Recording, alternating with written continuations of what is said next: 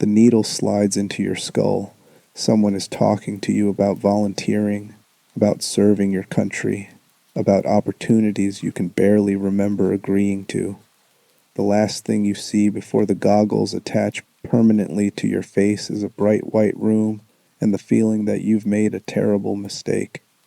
When you wake up, you're in a place called Sinyala, and somewhere in the dark corridors ahead, something is waiting. Not a monster, not a ghost, something worse. A person who used to be like you, before the trials broke them into weapons. This is the world of the Outlast Trials, and over the next several hours, we're going to explore every prime asset that Murkoff Corporation twisted into existence. We'll trace their lives before Sinyala, the specific traumas and pathologies that made them vulnerable, and exactly how the institution transformed damaged human beings into instruments of terror. By the end, you'll understand not just who these prime assets are, but why they exist, what they represent, and why their existence is more frightening than any supernatural horror could ever be. If this kind of deep dive speaks to you, go ahead and hit that like button to help other horror fans discover this video, and let me know down in the comments where in the world you're watching from and what time it is for you right now. I love seeing our late night crew check in from everywhere, so settle in, get comfortable, and let's begin. The idea you need to carry through this entire story is simple. Murkoff didn't create monsters. They identified people who were already broken, then engineered situations that transformed those breaks into weapons. Chapter 1. What makes a prime asset? Before we meet the individuals, we need to understand the category itself. What exactly is a prime asset, and why did Murkoff Corporation spend millions creating them? The answer lies in a concept Hendrik Joliet Easterman called charisma. Not the social magnetism we typically associate with that word, but something darker and more specific. Easterman believed certain individuals possessed psychological profiles that allowed them to dominate environments and bend others to their will. These people had survived extreme trauma, developed personality structures organized around violence or control, and retained enough cognitive function to plan, manipulate, and execute complex behaviors. Most importantly, they had a presence. When a prime asset entered a room, everyone felt it. Reagents froze. Ex-pops stopped their wandering. Even facility staff reported feeling unease around these individuals, as though some primal part of the brain recognized predators wearing human skin. Easterman's initial theory for Project Lathe 1 was that these charismatic individuals could be controlled, programmed, and deployed as sleeper agents. The project failed spectacularly. The prime assets were too powerful, too self-directed. They couldn't be broken because their brakes had already calcified into permanent structures. Attempting to reprogram them was like trying to reshape hardened steel. The material wouldn't bend. It would only shatter or remain exactly as it was. But Easterman discovered something valuable in that failure. Prime assets couldn't be deployed as controlled weapons, but they could create the environments necessary to break other people. Place a prime asset in a trial program, give them authority over reagents, and watch what happens. The reagents would be terrorized, yes, but more importantly, they'd be forced into impossible moral choices. Kill or be killed. Betray or be betrayed. Comply or face something worse than death. The prime assets became the architects of psychological destruction. Each one presided over a specific trial environment designed to dismantle different aspects of human morality and identity. And each prime asset brought their own pathologies, their own traumas, their own specific brands of horror to the process, until you realize that every prime asset was once a victim themselves. Every one of them experienced trauma, abuse, or circumstances that shattered their psychological development. The difference between a reagent and a prime asset isn't moral superiority, it's timing, severity, and the specific ways their minds broke under pressure. This creates the uncomfortable foundation for everything that follows. We're about to examine killers, torturers, individuals who committed atrocities that should horrify us, and they should horrify us, but we'll also see that their paths to monstrosity were paved by systems that failed them, abused them, or deliberately cultivated their worst qualities. Understanding doesn't mean excusing, but refusal to understand means missing the mechanisms that create these individuals, and those mechanisms are still operating. Murkoff didn't invent prime assets. They found people whom society had already damaged, recognized potential in that damage, and weaponized it for institutional purposes. The corporation's evil isn't creating broken people. It's identifying the already broken and making their suffering profitable. Keep that tension in your mind. Every prime asset we examine will be simultaneously perpetrator and victim, monster and casualty, agent of horror and product of horror. Both realities exist at once, and neither cancels the other. Chapter 2: Leland Coyle, The War That Never Ended. The sound of an electric baton crackling cuts through the darkness of the police station trial. Leland Coyle stalks the corridors with predatory patience, his imposing frame moving with the confidence of someone who knows he has total authority.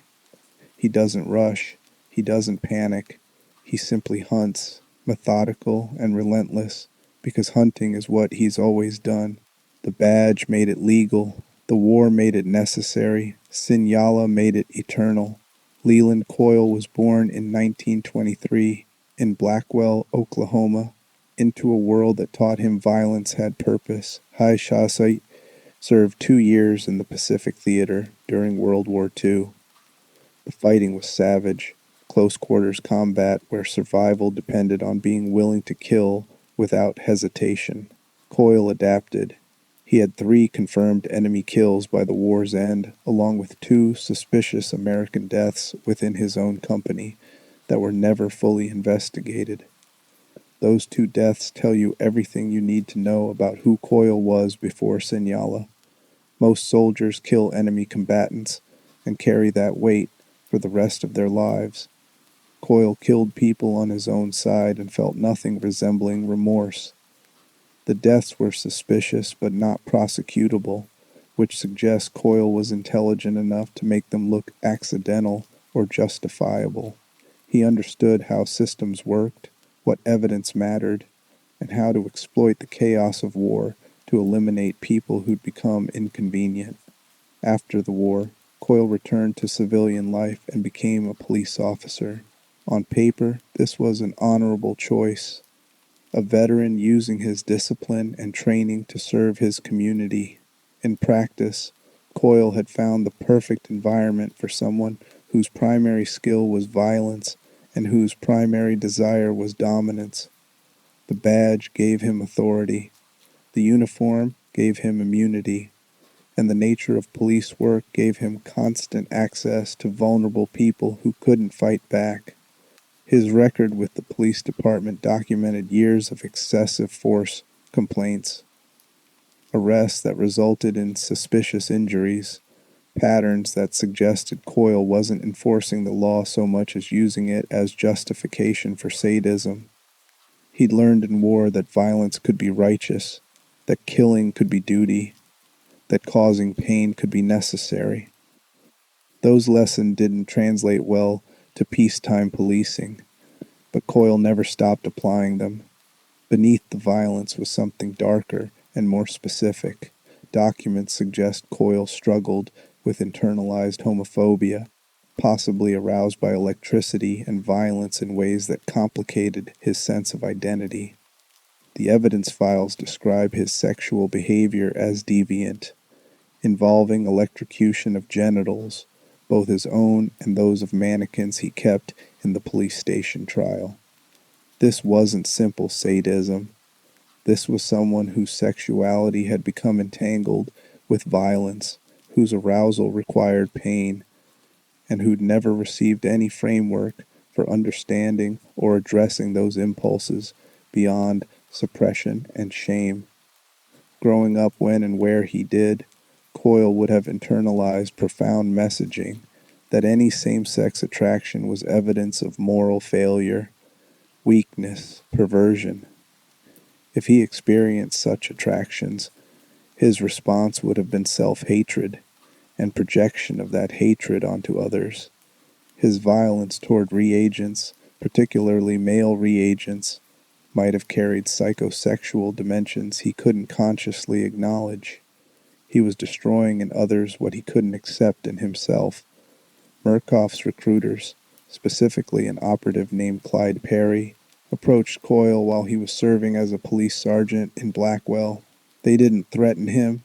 They offered him something better than any salary, a facility where his authority would be absolute, subjects who couldn't file complaints, the freedom to use every technique he'd learned in war and every impulse he'd had to restrain as a cop. They told him he'd be helping America win the Cold War, creating soldiers who could withstand interrogation and perform under extreme pressure. Coyle didn't need convincing. He'd been waiting for someone to give him permission to be exactly who he was. At Sinyala, Coyle was designated a prime asset and given control over the police station trial environment. The setting was deliberately familiar, designed to feel like legitimate law enforcement while subtly wrong in ways that created constant psychological pressure. Reagents would enter, believing they were participating in interrogation resistance training. What they encountered was Coyle, unchained from any remaining legal or ethical constraints, free to torture under the guise of education. His electric baton became his signature weapon. The modified cattle prod delivered excruciating shocks without causing lethal damage, allowing Coyle to torture reagents repeatedly without killing them too quickly. He used electricity on their bodies, their faces, their genitals. He made them watch as he prepared to shock them, building anticipation and dread, and based on the evidence suggesting his own sexual relationship with electrocution. He derived gratification from these acts that went beyond simple sadism. The trial Coyle presided over was called Snitches Get Stitches. Reagents were told to identify a snitch among their group and deliver that person for punishment. The designated snitch was chosen randomly by the system. They hadn't actually betrayed anyone, but the trial structure forced reagents into impossible choices. Cooperate and become complicit in torture. Resist and face Coyle's personal attention, along with the ex-pops that swarmed anyone who hesitated. Most reagents cooperated. They dragged their fellow prisoners to electrocution cages. They activated the systems that shocked their screaming victims, and in doing so they broke themselves in ways that physical torture couldn't achieve. Coyle wasn't just punishing them. He was teaching them that morality was a luxury they couldn't afford, that survival required becoming monsters, that the only real choice was between being the one who hurt others and being the one who got hurt. This created a cascade of psychological damage that served Murkoff's purposes perfectly. Reagents who completed Snitches Get Stitches carried guilt that made them more compliant in future trials.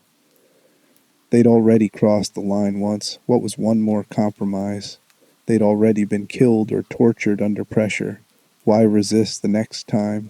The first break made every subsequent break easier. Coyle's effectiveness as a prime asset came from his authenticity. He wasn't performing cruelty. He was being himself, fully and without restraint. The violence was genuine. The pleasure he derived from dominating others was real. Reagents could sense this on an instinctual level, recognizing that Coyle wasn't following orders or playing a role. He was doing exactly what he wanted, and what he wanted was to break them completely. But Coyle's story took a turn that reveals the limits of even Murkoff's tolerance. During the facility's operations, another experimental subject was introduced to test whether prime assets could be enhanced through physical augmentation. Her name was Henrietta Grubbs, and the documents describe extensive testing and experimentation. Murkoff gave her hormone treatments and bone extension surgeries, attempting to increase her strength and create an even more formidable prime asset. The experiment failed catastrophically. Henrietta couldn't be controlled. She attacked other prime assets rather than directing her violence toward reagents as intended. When she encountered Leland Coyle, a violent confrontation erupted. Coyle beat Henrietta to the brink of death, and she was thrown into the pit. Whether she died from these injuries or was recovered for further experimentation remains unclear in the documented evidence, but Coyle's willingness to destroy a fellow prime asset revealed his territorial nature and unwillingness to share authority. The incident revealed something crucial about Coyle's psychology. He wasn't just violent toward those weaker than him. He was territorial, unwilling to share authority, and ready to eliminate anyone who challenged his dominance. Henrietta represented a threat to his position, and Coyle responded the only way he knew how, with lethal force. Murkoff's response to this incident isn't fully documented, but Coyle remained operational in the trials. The corporation had invested too much in him to eliminate him over one dead experimental subject. Instead, they likely reinforced the hierarchy, ensuring Coyle understood his value while making clear that future incidents would have consequences.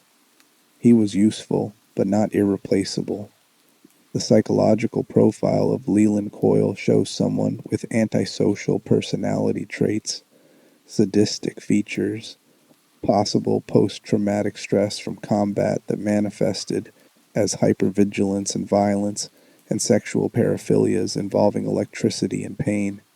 He demonstrated no empathy, no remorse, no capacity for viewing others as fully human.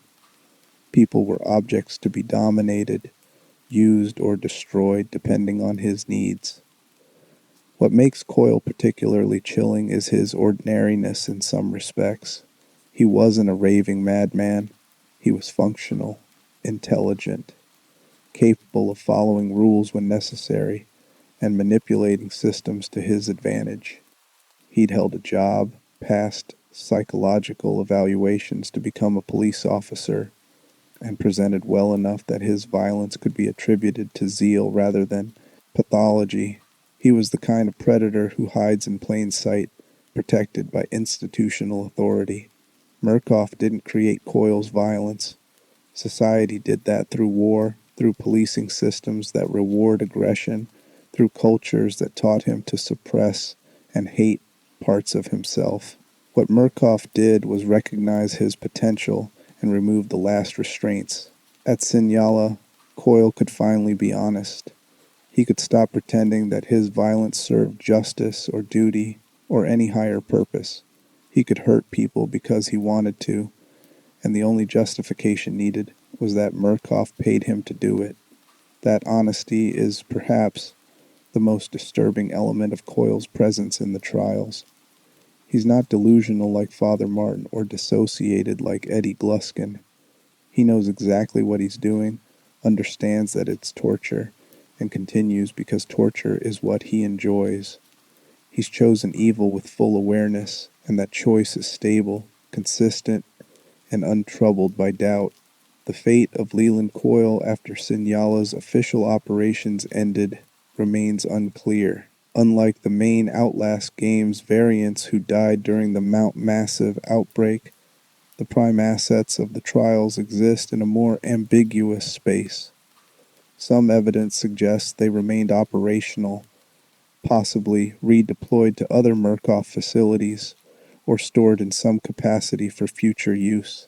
The rebirth endings hint at broader deployment of programmed reagents to various global hotspots, and it's possible Coyle continued serving as trainer or handler for these activated assets.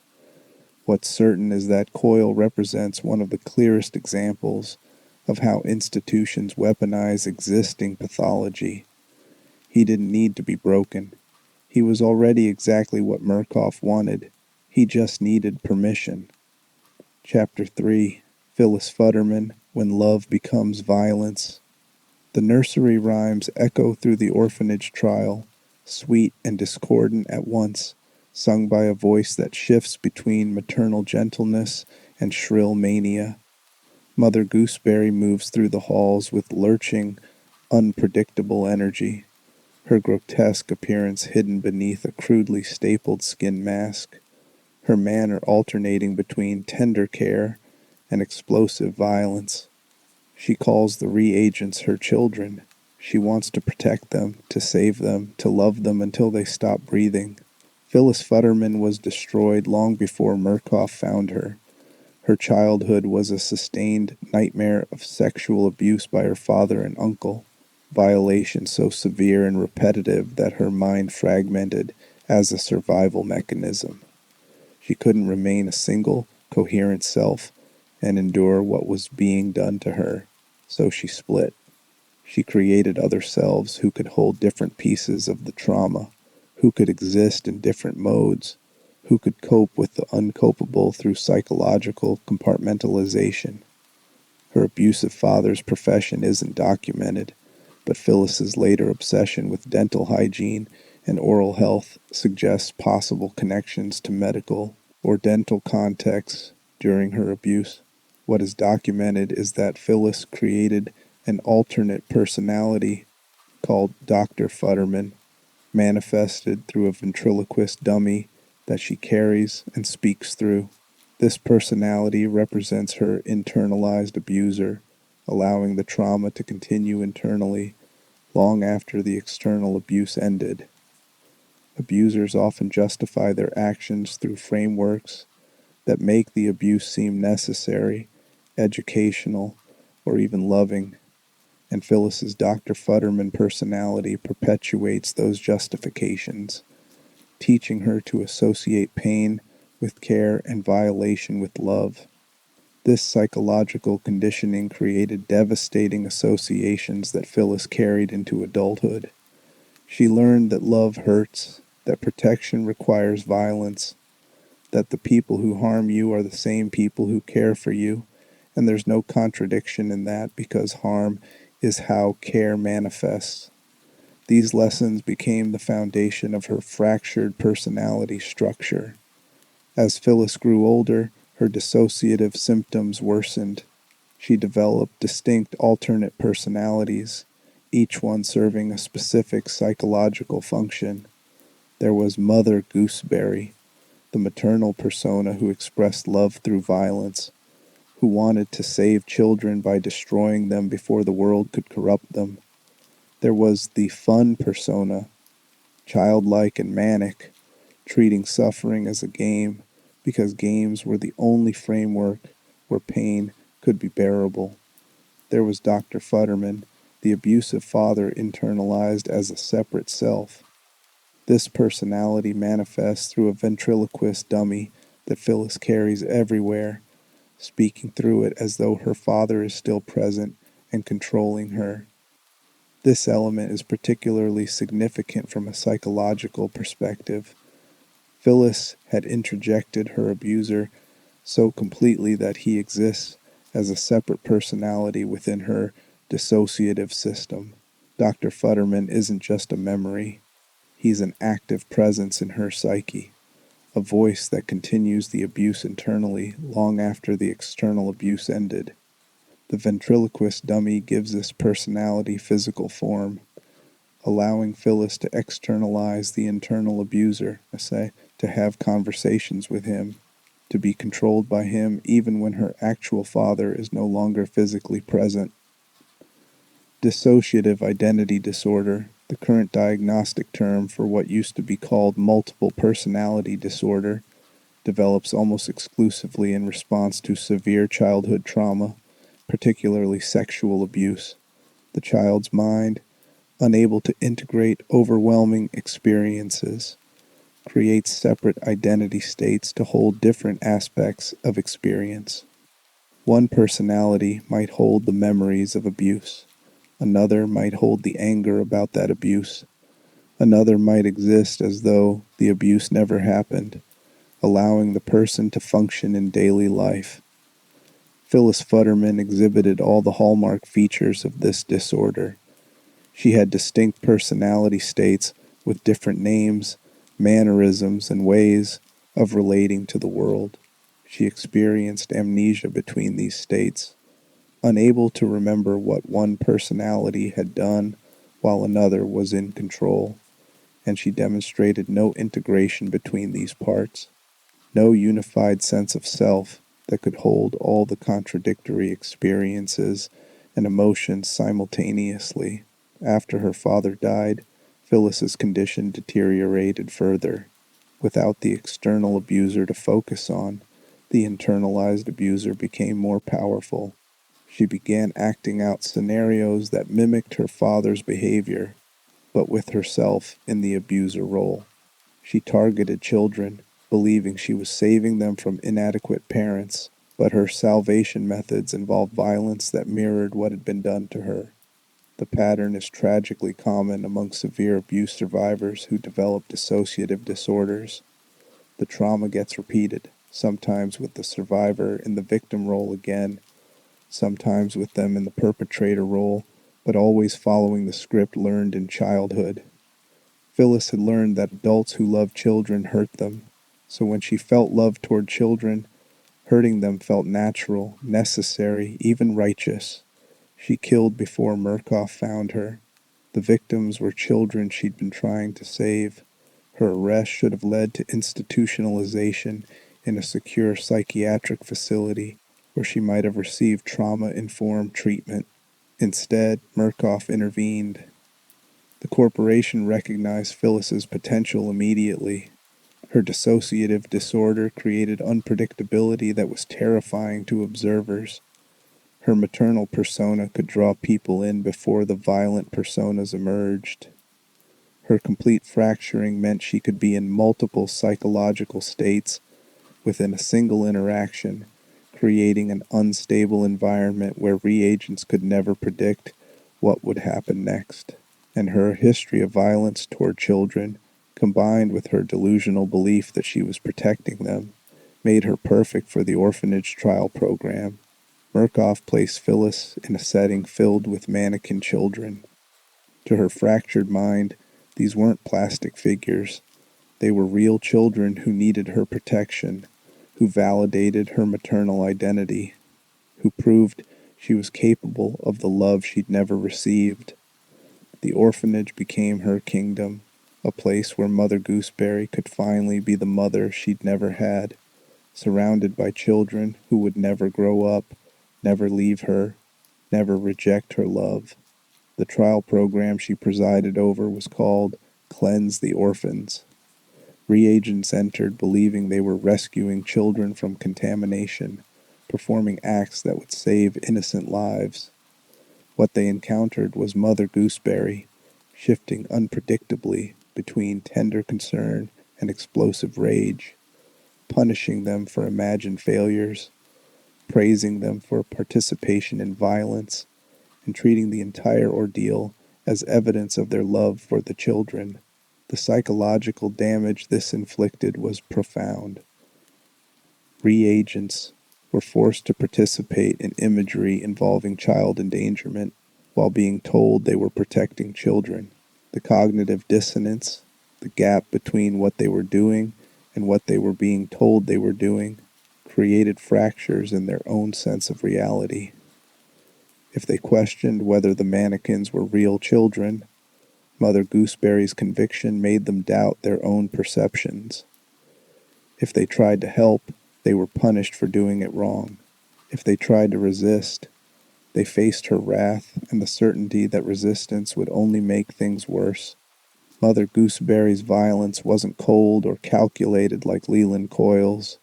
It was emotional, reactive, rooted in genuine delusion rather than sadistic pleasure. When she hurt reagents, she believed she was disciplining them the way her father had disciplined her, with pain that proved he cared. When she killed, she believed she was saving them from worse fates. Her fractured mind had constructed a reality where violence was indistinguishable from love, and no amount of evidence could penetrate that delusion. Her multiple personalities made her even more effective as a prime asset. Reagents never knew which personality they'd encounter. The maternal Mother Gooseberry might offer comfort one moment, then the fun persona would turn their suffering into a game. Then Dr. Futterman would emerge through the ventriloquist dummy and deliver abuse in her father's voice. This constant shifting created an environment of radical uncertainty where reagents couldn't develop consistent coping strategies. Every interaction was a new psychological minefield. The facility staff who worked near Mother Gooseberry's section reported disturbing effects. Some experienced nightmares about failing to protect children. Others developed intrusive thoughts about complicity in terrible things. Her presence seemed to infect the environment, making people question their own perceptions and motivations. This wasn't a supernatural influence. It was the psychological impact of sustained exposure to someone whose reality distortion was so complete that it began affecting others' sense of reality. This phenomenon has a clinical term: gaslighting raised to environmental levels. Mother Gooseberry's absolute conviction in her delusional reality, combined with her emotional intensity and unpredictability, created conditions where others began doubting their own perceptions, just to resolve the cognitive dissonance. It was psychologically easier to question whether the mannequins might actually be children than to maintain the certainty that Phyllis was simply insane. Phyllis's relationship with Hendrik Easterman reveals another layer to her pathology. Easterman spent considerable time with her during the early stages of integrating prime assets into the trial programs. He documented in his letters that Phyllis unconsciously began seeing him as a proxy for her father. This transference is a well-documented psychological phenomenon where clients project feelings and dynamics from past relationships onto current relationships, particularly with authority figures. For Phyllis, Easterman represented another doctor, another man with power over her, another father figure. The transference likely activated all the traumatic associations from her childhood. She may have simultaneously craved his approval, feared his judgment, and waited for the inevitable abuse she'd learned all father figures eventually inflicted. Easterman, to his limited credit, recognized this dynamic and documented it, though he used the insight to better understand how to utilize her rather than to provide treatment. The diagnostic picture for Phyllis Futterman includes dissociative identity disorder, post-traumatic stress disorder with severe and complex features, psychotic symptoms, including delusions and possibly hallucinations, and behavioral patterns consistent with repeating traumatic patterns from childhood. She demonstrated zero insight into her condition. From her perspective, she wasn't ill. She was a mother protecting her children. The violence wasn't pathology, it was love. What makes Phyllis's case particularly tragic is that dissociative identity disorder is treatable. With appropriate trauma therapy, patients can achieve integration of their separate identity states, develop coherent sense of self, and process the traumatic memories that created the fragmentation in the first place. Phyllis needed safety, specialized treatment, and years of careful therapeutic work. Instead, she got Murkoff. She got a corporation that recognized her fractures and decided they were useful. She got placed in an environment designed to reinforce her worst symptoms rather than treat them. And she got used as an instrument of terror against people who were also victims of the same system. The fate of Phyllis Futterman, like most prime assets, remains ambiguous. She may have continued operating in trials until the program's official end. She may have been retained for future operations, or she may have finally fragmented so completely that even Murkoff couldn't use her anymore. The dissociative identity disorder that made her valuable also made her unstable, and there's always a point where instability becomes liability. What's certain is that Phyllis represents the most direct condemnation of systems that fail abuse survivors. She was victimized as a child. That victimization created severe mental illness, and instead of receiving treatment, she was exploited by an institution that saw her illness as an asset. Her violence doesn't erase her victimization. Her victimization doesn't excuse her violence. Both truths exist simultaneously, and holding both is essential to understanding how systems create monsters from damaged people. Mother Gooseberry is horrifying, but Dr. Futterman, the father who created her through years of abuse, is the original horror. And Murkoff Corporation, which found a shattered woman and decided to weaponize her fragments rather than help her heal, is the continuation of that horror through institutional means. Chapter 4, Franco Barbie, the baby-faced void.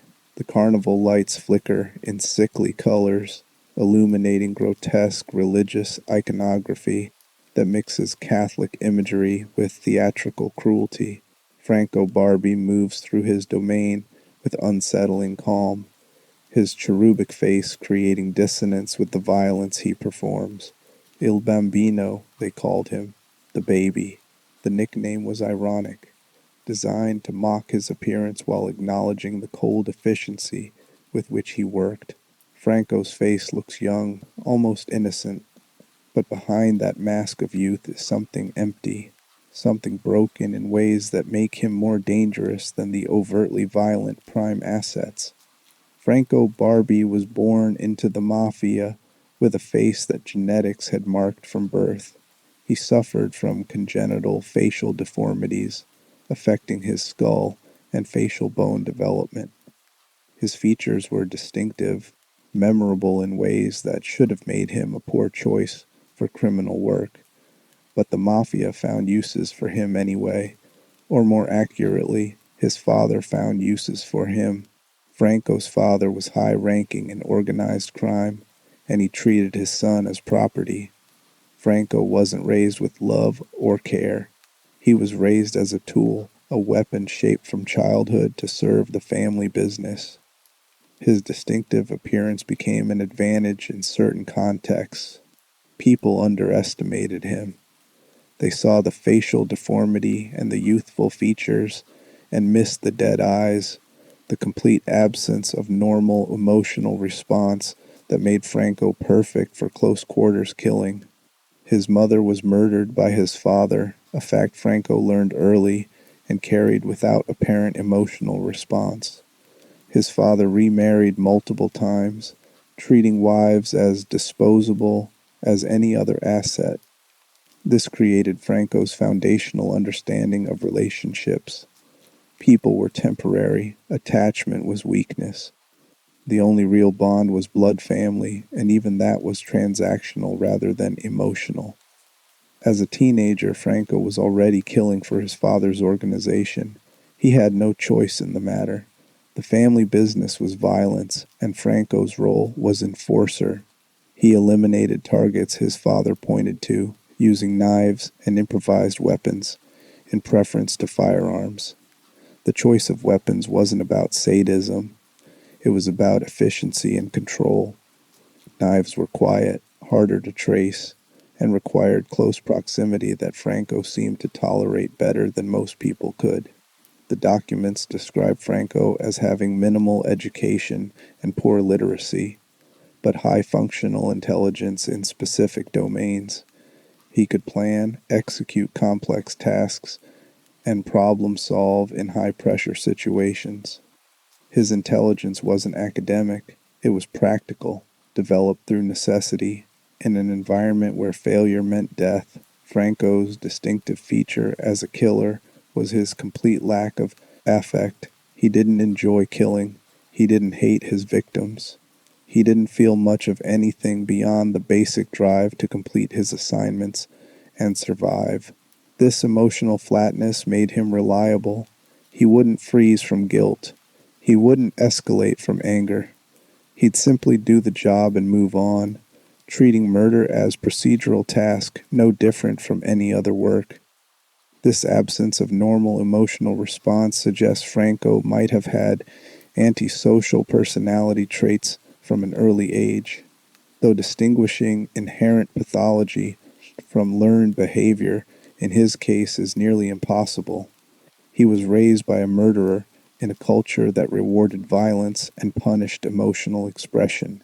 Whether he was born without conscience or learned to suppress it until it atrophied, the result was the same. By adulthood, Franco Barbi was functionally psychopathic.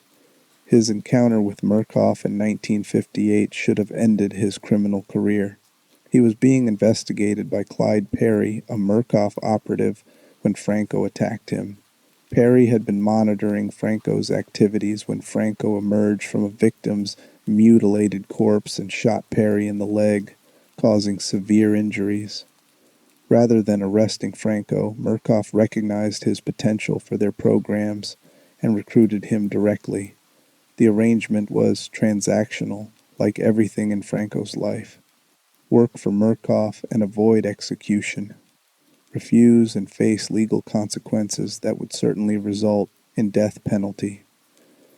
Franco performed the same calculation he'd always performed when facing decisions. What maximizes my survival? The answer was obvious. At Signala, Franco was integrated into a trial called the Devil's Therapy, sometimes referred to as Poison the Medicine. The environment mixed carnival grotesque with religious confession, creating a space where reagents were told to confess their sins to achieve purification.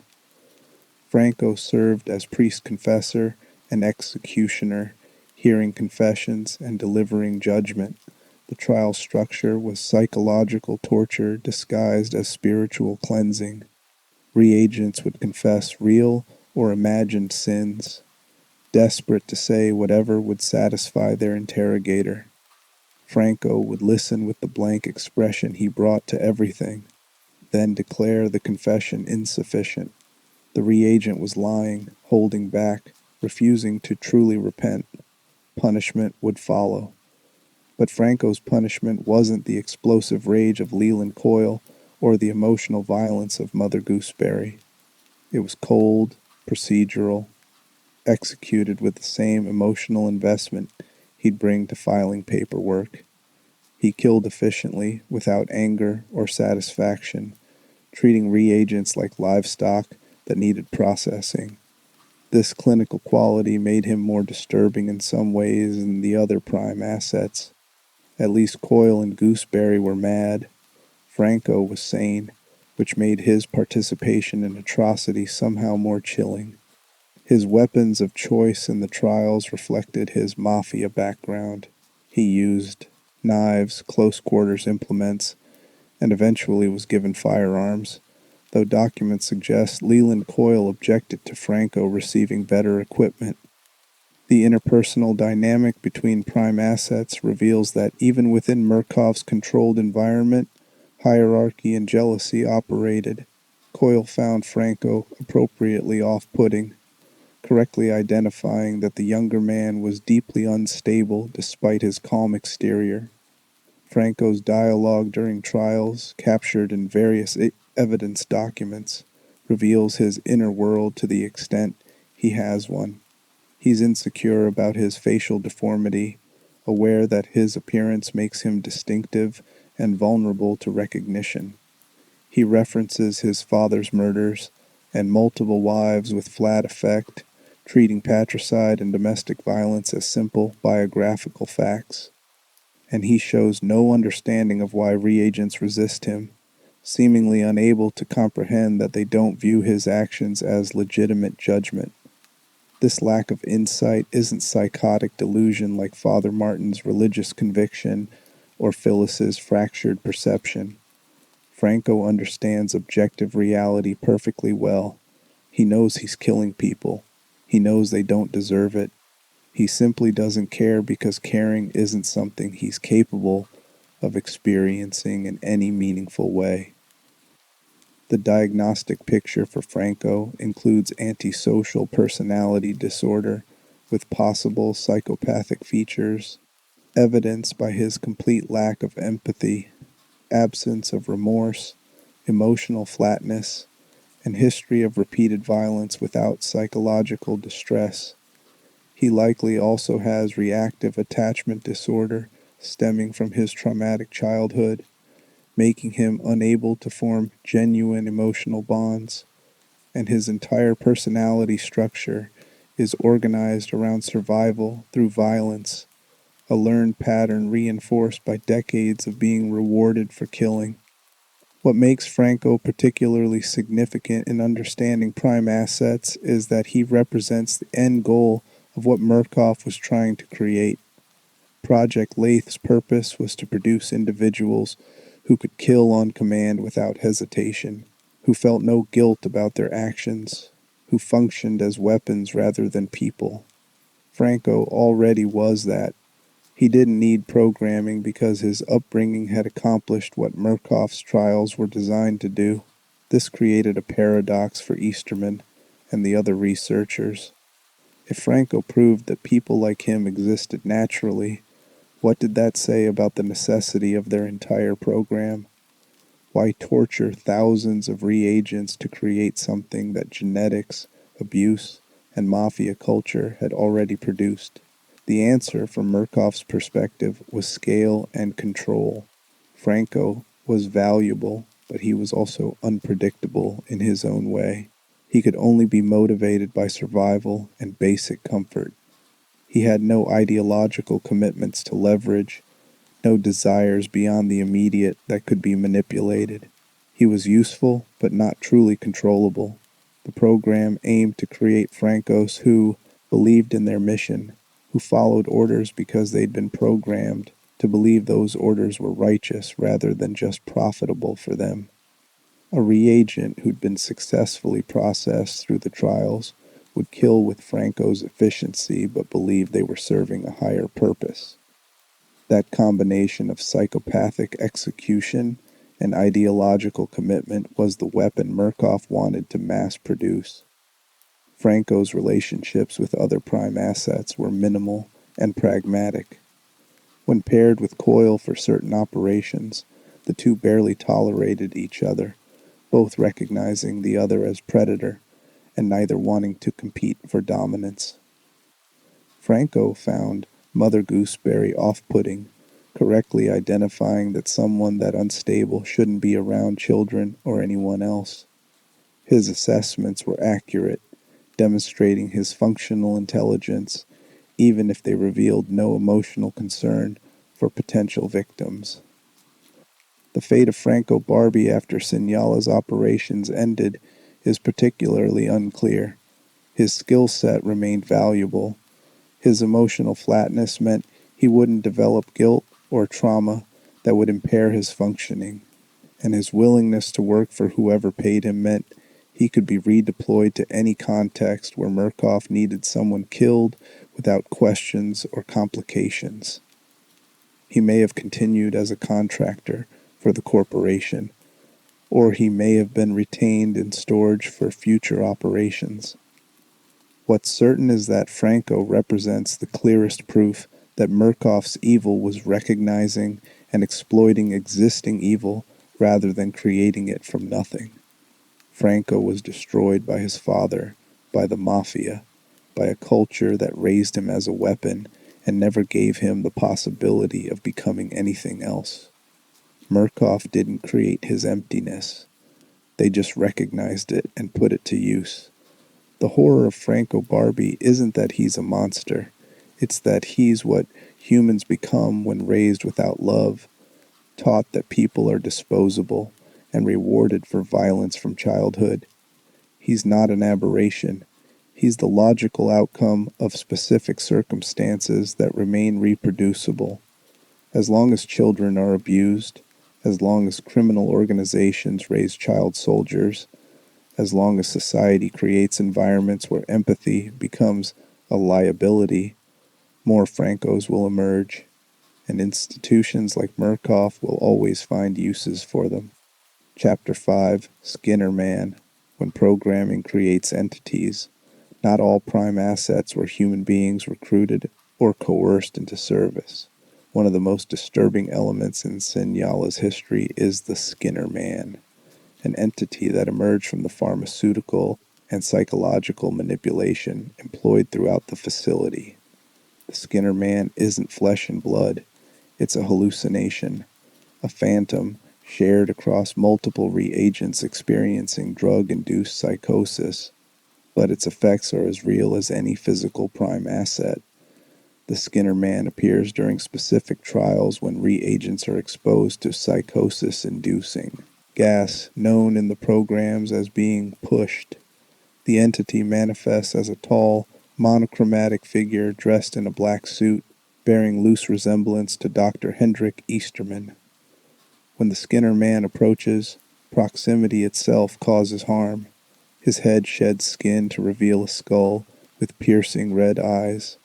Red tendrils extend from where a face should be. Long nails protrude from otherwise human hands. The upper body is shrouded in black mist. From a psychiatric perspective, the Skinner Man represents mass hallucination created through systematic conditioning. Reagents are repeatedly exposed to similar pharmaceutical compounds, similar nightmare imagery through the sleep room broadcasts, and similar environmental triggers. Their hallucinations begin to converge, creating a shared vision that feels consistent across different individuals' experiences. This isn't telepathy or supernatural connection. It's a predictable, psychological response to controlled input. Easterman himself documented research on the Skinner Man in evidence files discovered at the facility. He was fascinated by the phenomenon, recognizing that if Murkoff could engineer specific hallucinations that appeared consistently across subjects, they could weaponize perception itself.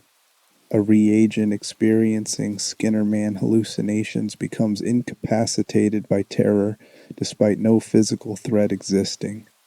The mind creates its own prison, its own torturer, requiring no resources from Murkoff beyond the initial pharmaceutical and psychological conditioning. The choice to make the Skinner Man resemble Easterman is significant. It suggests either Easterman's voice and image had been used so extensively in conditioning that they became associated with threat at a deep psychological level, or Easterman himself selected his own appearance as the template for this horror as a form of narcissistic signature. Either way, the Skinner Man serves as Easterman's phantom presence, allowing him to terrorize reagents even when not physically present. The Skinner Man's appearance in the narrative raises questions about the boundary between programmed response and emergent phenomenon. Is the Skinner Man purely hallucination, or has the collective psychological trauma of thousands of reagents created something that exists in a liminal space between perception and reality? The game never definitively answers this, leaving open the possibility that sustained torture and pharmaceutical manipulation might produce effects that transcend individual psychology. From a horror perspective, the Skinner Man represents the ultimate expression of institutional power. Murkoff doesn't need to physically threaten reagents at every moment. They've installed the threat inside the reagents' minds, making them carry their own oppressor wherever they go.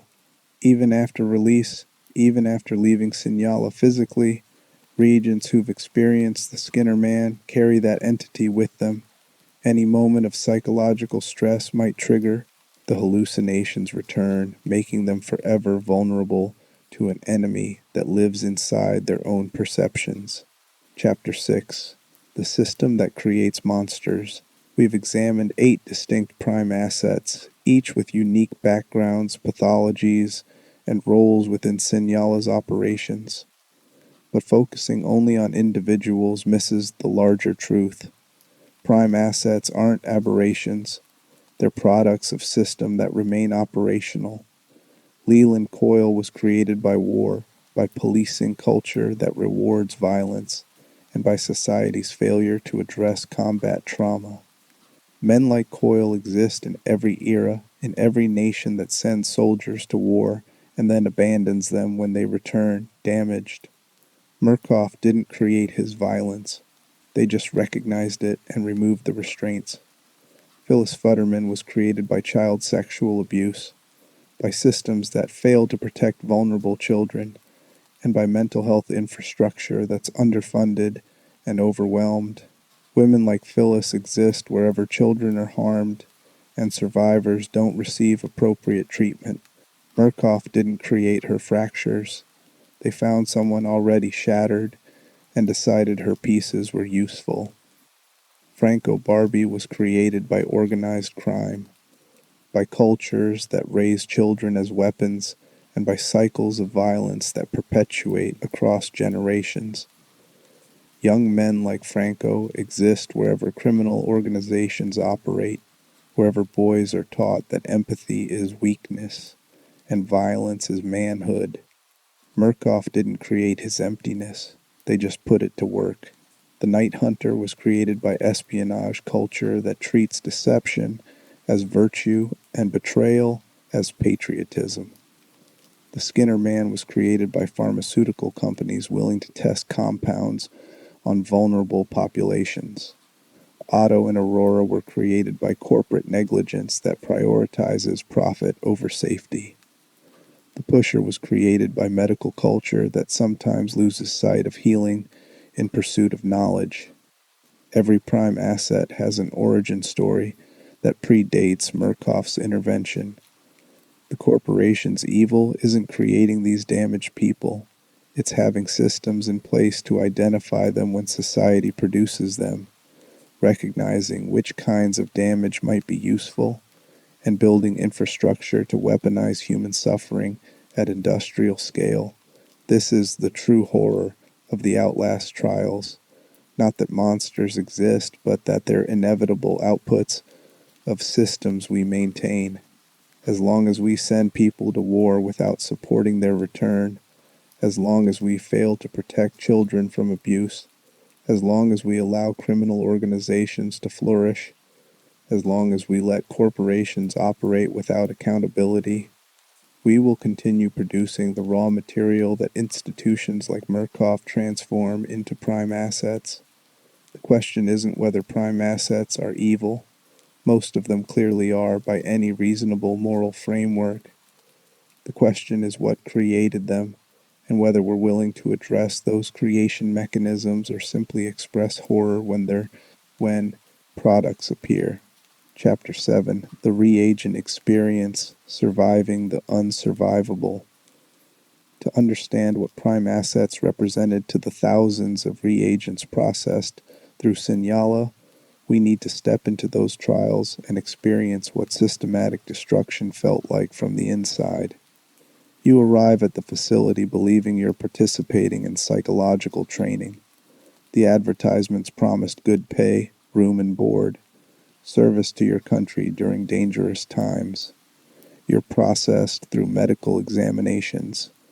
Goggles are attached to your skull in a procedure that's presented as necessary equipment but feels like a violation.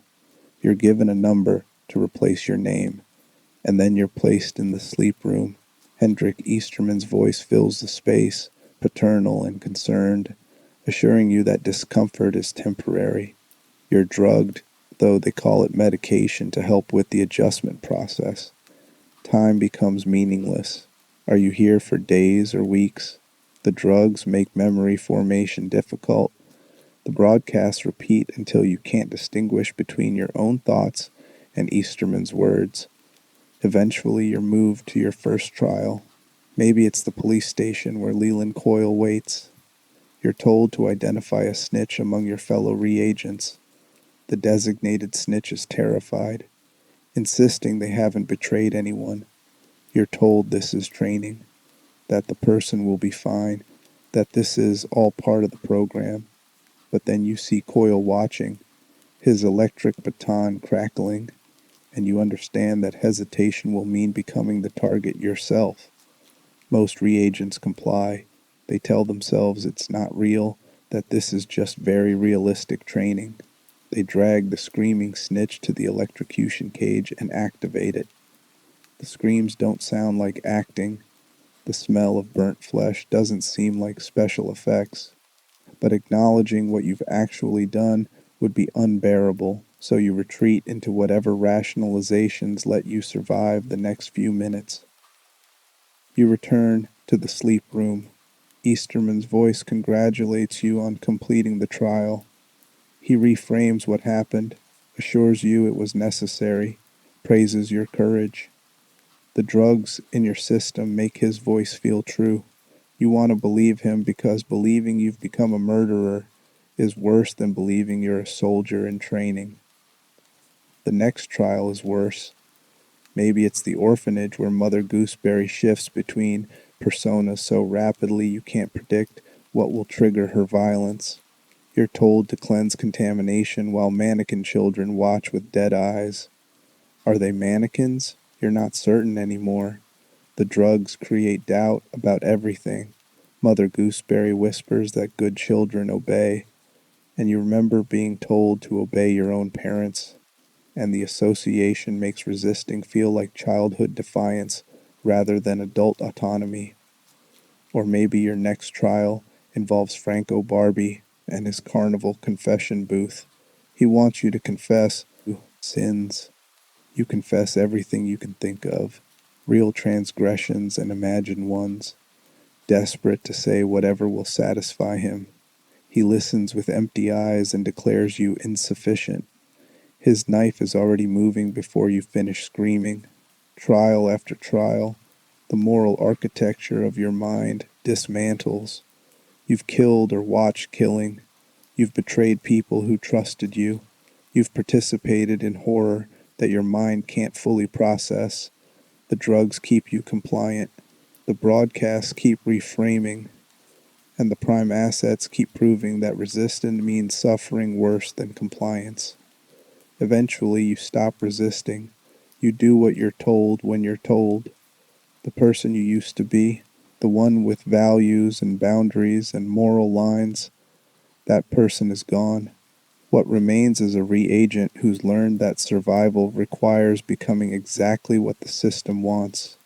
You're not broken, you're corrected. You're not a victim. You're a volunteer who successfully completed training. This is what Murkoff considered successful processing. A person who'd internalized their programming so thoroughly that external control was no longer necessary. A reagent who'd police their own thoughts, justify their own compliance, and accept whatever orders came next because everything before had primed them to accept anything at all.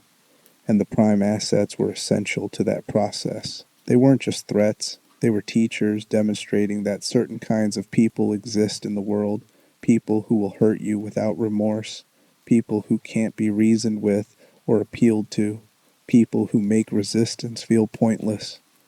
The prime assets taught helplessness as fundamental truth, and once that lesson was learned, reagents could be deployed anywhere for any purpose. Chapter 8. The Rebirth Protocol when Programming Escapes Containment. The trials at Sinyala weren't the end goal. They were preparation for something Murkoff called the Rebirth Protocol, a deployment system that would place successfully programmed reagents into positions throughout society where they'd serve corporate interests without conscious awareness they were doing so. The concept was elegant in its horror. Take someone who'd been systematically broken and rebuilt through the trials. Give them a new identity, complete with fabricated history and documentation. Place them in a city, a job, a life that looked normal from the outside. And then wait. The reagent would function as an ordinary citizen until a trigger was activated, a phrase or image or situation that would engage their programming and compel them to execute whatever action they'd been conditioned for. This could be assassination of political figures who threaten Murkoff's interests. It could be industrial sabotage against competitor corporations.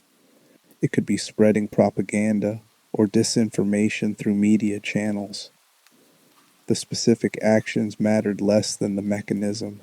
Murkoff had created human beings who could be activated on command, who'd perform tasks and then return to normal life without fully understanding what they'd done or why. The multiple endings in the Outlast Trials suggest different outcomes of this protocol. In some, reagents are deployed to foreign nations for destabilization operations. Documents reference Algeria, Cuba, and other Cold War flashpoints where American intelligence wanted deniable assets who couldn't be traced back to official channels. Programmed reagents were perfect for this purpose.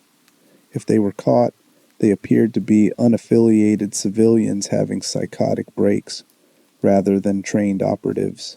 In other endings, reagents appear to escape but carry their programming with them into civilian life. They're living time bombs, waiting for circumstances to activate conditioning they don't know they have. This creates horror that extends beyond Sinyala's walls. How many people in the Outlast universe are walking around with Murkoff's programming dormant in their minds? How many would become killers if they encountered the right trigger? The prime asset served as the template for what successful programming looked like. They were people whose psychology had been permanently altered, who'd become something Murkoff wanted. The Rebirth Protocol aimed to create that same alteration in reagents, but with the crucial addition of control mechanisms. Unlike prime assets, who retained too much autonomy, Rebirth reagents would be activated sleeper agents, dangerous only when Murkoff decided they should be. The scale of this operation was potentially massive. If Sinyala processed thousands of reagents, and even a fraction were successfully programmed for rebirth, Murkoff would have an army of assets distributed throughout multiple nations. The corporation wouldn't need to maintain large paramilitary forces. They'd have citizens of various countries who were unknowingly working for them, ready to be activated whenever needed. This transforms the entire premise of the Outlast Trials from survival horror to conspiracy horror. The immediate threat is the trials themselves, the prime assets, and the programs designed to break you. But the larger threat is what happens after. Even if you survive, even if you escape, you can't be certain whether you're free or just waiting for activation. Murkoff's horror doesn't end when you leave the facility. It follows you home. Chapter 9. Easterman's Obsession. The Man Who Needed to Matter. Hendrik Joliet. Easterman appears throughout the Outlast Trials as voice, as architect, as the paternal figure whose broadcasts shape everything reagents experience. But who was he, really? What transformed a man with degrees in psychology and psychiatry into someone who designed industrial-scale torture programs?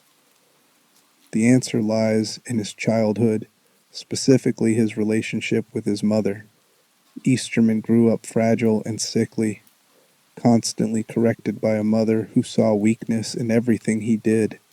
His brother Stanley seemed to earn approval more easily, creating a competition that would define Hendrik's entire life. Every childhood mistake became evidence of inadequacy. Every stumble proved he would never be enough, never be worthy, never matter. This kind of childhood doesn't just create insecurity, it creates people who spend their entire existence trying to prove they deserve to exist, who measure their worth by external achievement because they never developed an internal sense of value. Easterman channeled that damage into academic success, accumulating degrees like armor against the voice in his head that still sounded like his mother. He became an expert in how minds work, how they break, how they can be reshaped. In another era, he might have done legitimate good, but Easterman came of age in the 1940s and 50s, when the boundaries of acceptable research were being redrawn by governments desperate for psychological weapons. His research involved prisoners and mental patients, people whose consent was either coerced or legally meaningless. He developed techniques for breaking down resistant subjects, and his papers circulated in intelligence circles.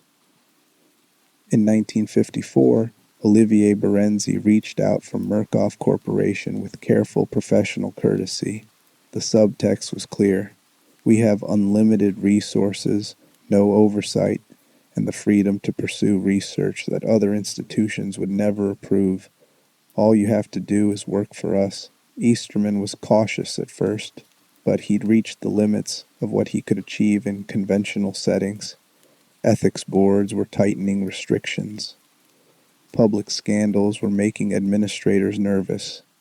If he wanted to push further to prove his theories, he needed to work somewhere that valued results over ethics. The partnership began slowly. Murkoff provided funding, Easterman shared techniques, and eventually he was offered directorship of a new facility in the Arizona desert, a place where he could conduct research on a scale that would make him indispensable, important, everything his mother said he'd never be. All he had to do was agree to systematically destroy human beings. He agreed without hesitation. The recordings Easterman made for the sleep room broadcasts reveal his psychological state.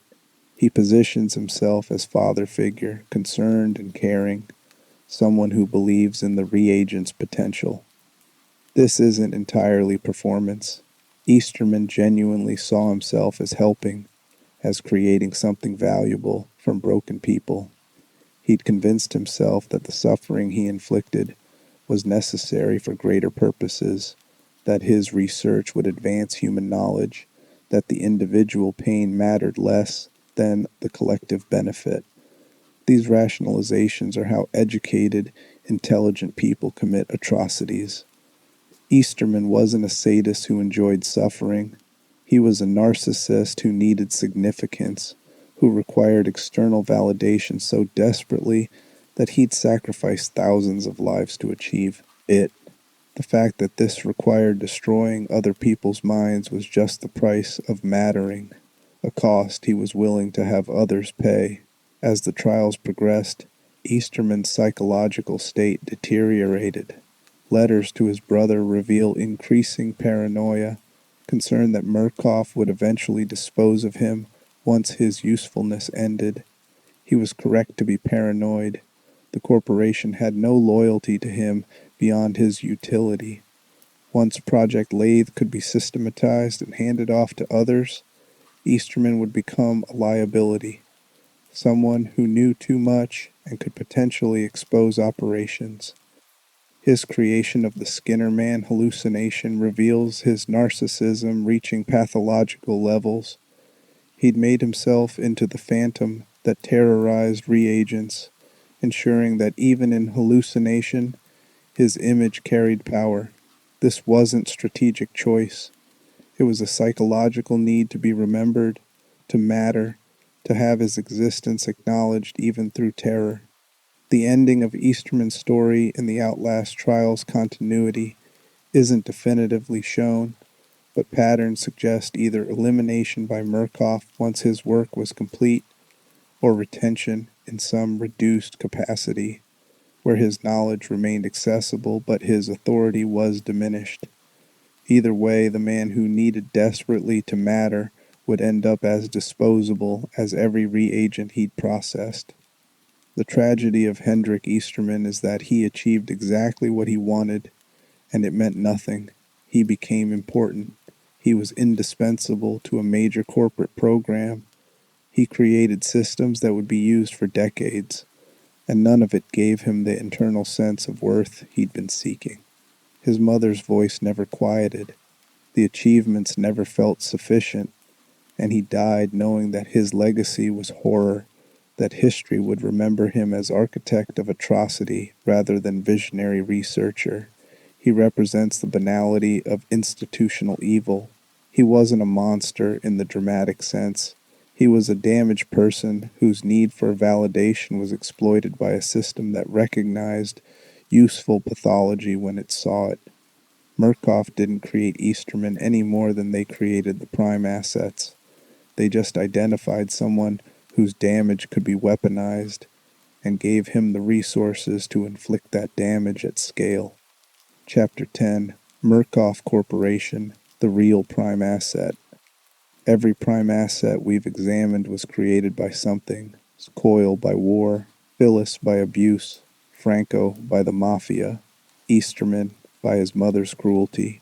But there's a final prime asset that created all the others, an entity that doesn't have body or psychology in the human sense but has an impact exceeding any individual monster.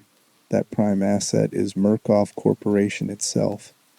Corporations are legal fictions, entities that exist on paper and in law but not in physical reality. They can't feel empathy because they don't feel anything. They can't experience remorse because they don't experience anything. They're systems of incentives and rewards, hierarchies of power, structures designed to accumulate capital and expand influence. And that design makes them capable of evil that would be psychologically impossible for most individual humans. A person who tortures children must overcome empathy, must suppress natural protective instincts, must live with guilt even if they rationalize it away. A corporation that tortures children simply needs to determine that such torture advances corporate interests. Assign the task to employees whose job it is to follow directives and distribute responsibility so thoroughly that no single person feels fully accountable. This is how Murkoff Corporation was able to operate facilities like Sinyala and Mount Massive. The corporation didn't wake up one morning and decide to commit atrocities. It made a series of incremental decisions, each one justified in isolation. Accept government contracts for psychological research, push ethical boundaries slightly further than competitors are willing to go, identify lucrative opportunities in human experimentation that couldn't be pursued through legitimate channels, build infrastructure to conduct that research away from oversight, recruit and coerce subjects who won't be missed, continue because the investment has been made, and abandoning the program would mean admitting those investments were wrong. Each decision makes sense from a narrow perspective. Each one advances corporate interests incrementally, and collectively they add up to systematic torture of thousands of people.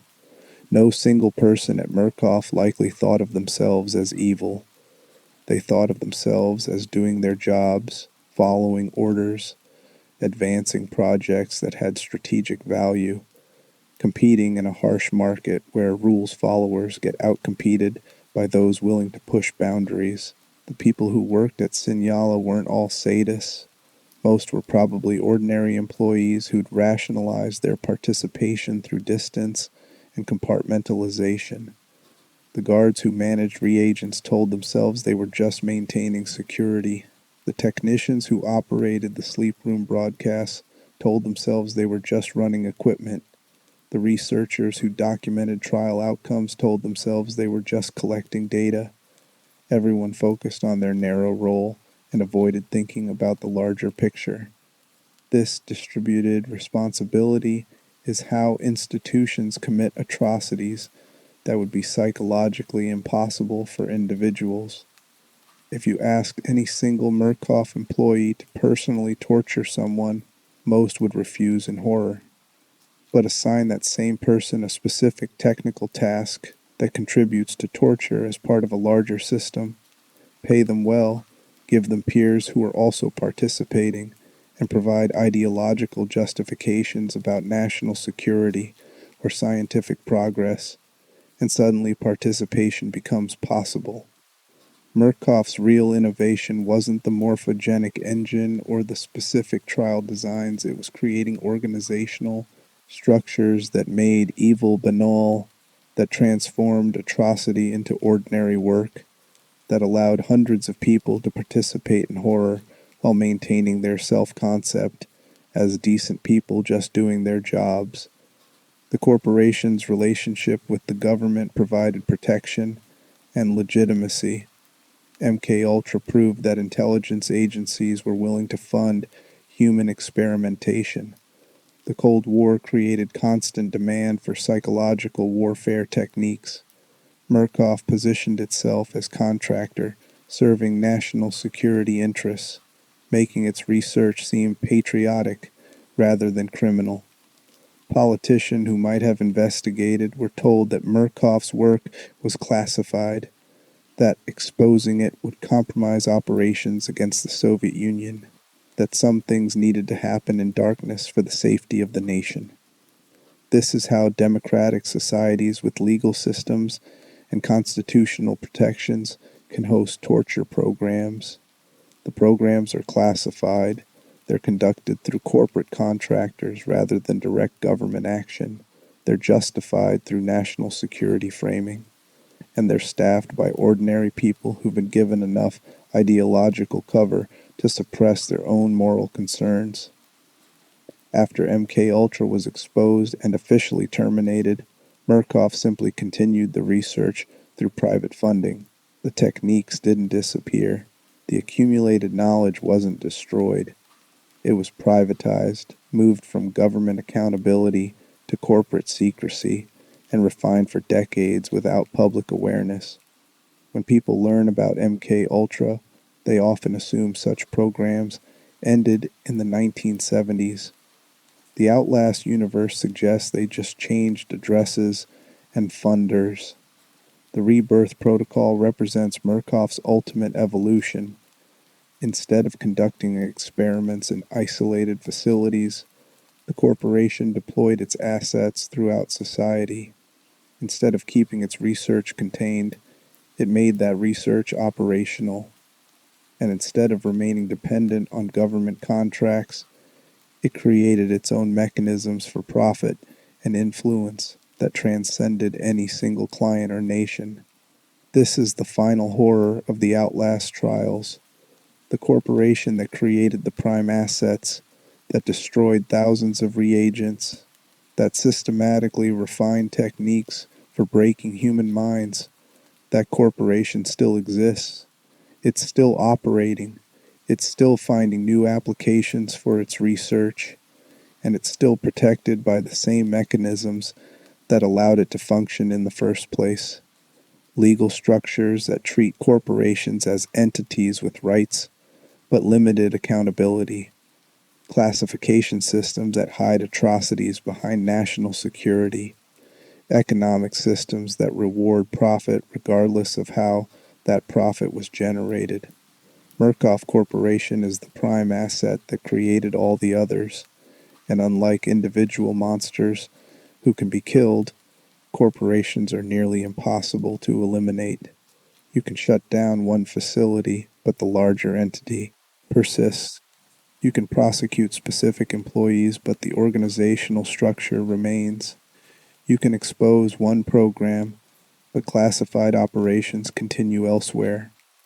Corporation is immortal, invulnerable to the consequences that constrain individual humans, free to continue operating as long as it generates value for its stakeholders. This is why the Outlast Trials is ultimately more frightening than straightforward monster horror. Monsters can be defeated. Corporations are systems, and systems persist until the incentives that create them are dismantled. As long as society rewards profit over ethics, as long as governments farm out atrocities to private contractors, as long as people are willing to participate in horror, if you break their participation into small enough tasks and pay them enough, Murkoff will exist in some form. The prime assets were monsters. but they were human monsters created by circumstances that remain reproducible. The corporation is something else, an entity that generates monsters as output of its normal functioning, and will continue generating them until something fundamental changes about how we structure power, accountability, and the relationship between profit and human welfare. Chapter 11, The Walking Wounded. After Sinyala, the reagents who survived Sinyala's programs and weren't deployed through rebirth protocol carried their experiences with them into whatever life came after. What does survival look like when you've been systematically broken by institutional torture? How do you rebuild identity when core aspects of self have been dismantled? The answer is that most survivors don't fully rebuild. They adapt, they cope, they find ways to function despite carrying trauma that never fully resolves. They're walking wounded, people who look normal from outside but are navigating internal landscapes permanently altered by what was done to them. Post-traumatic stress disorder would be universal among Sinyala survivors.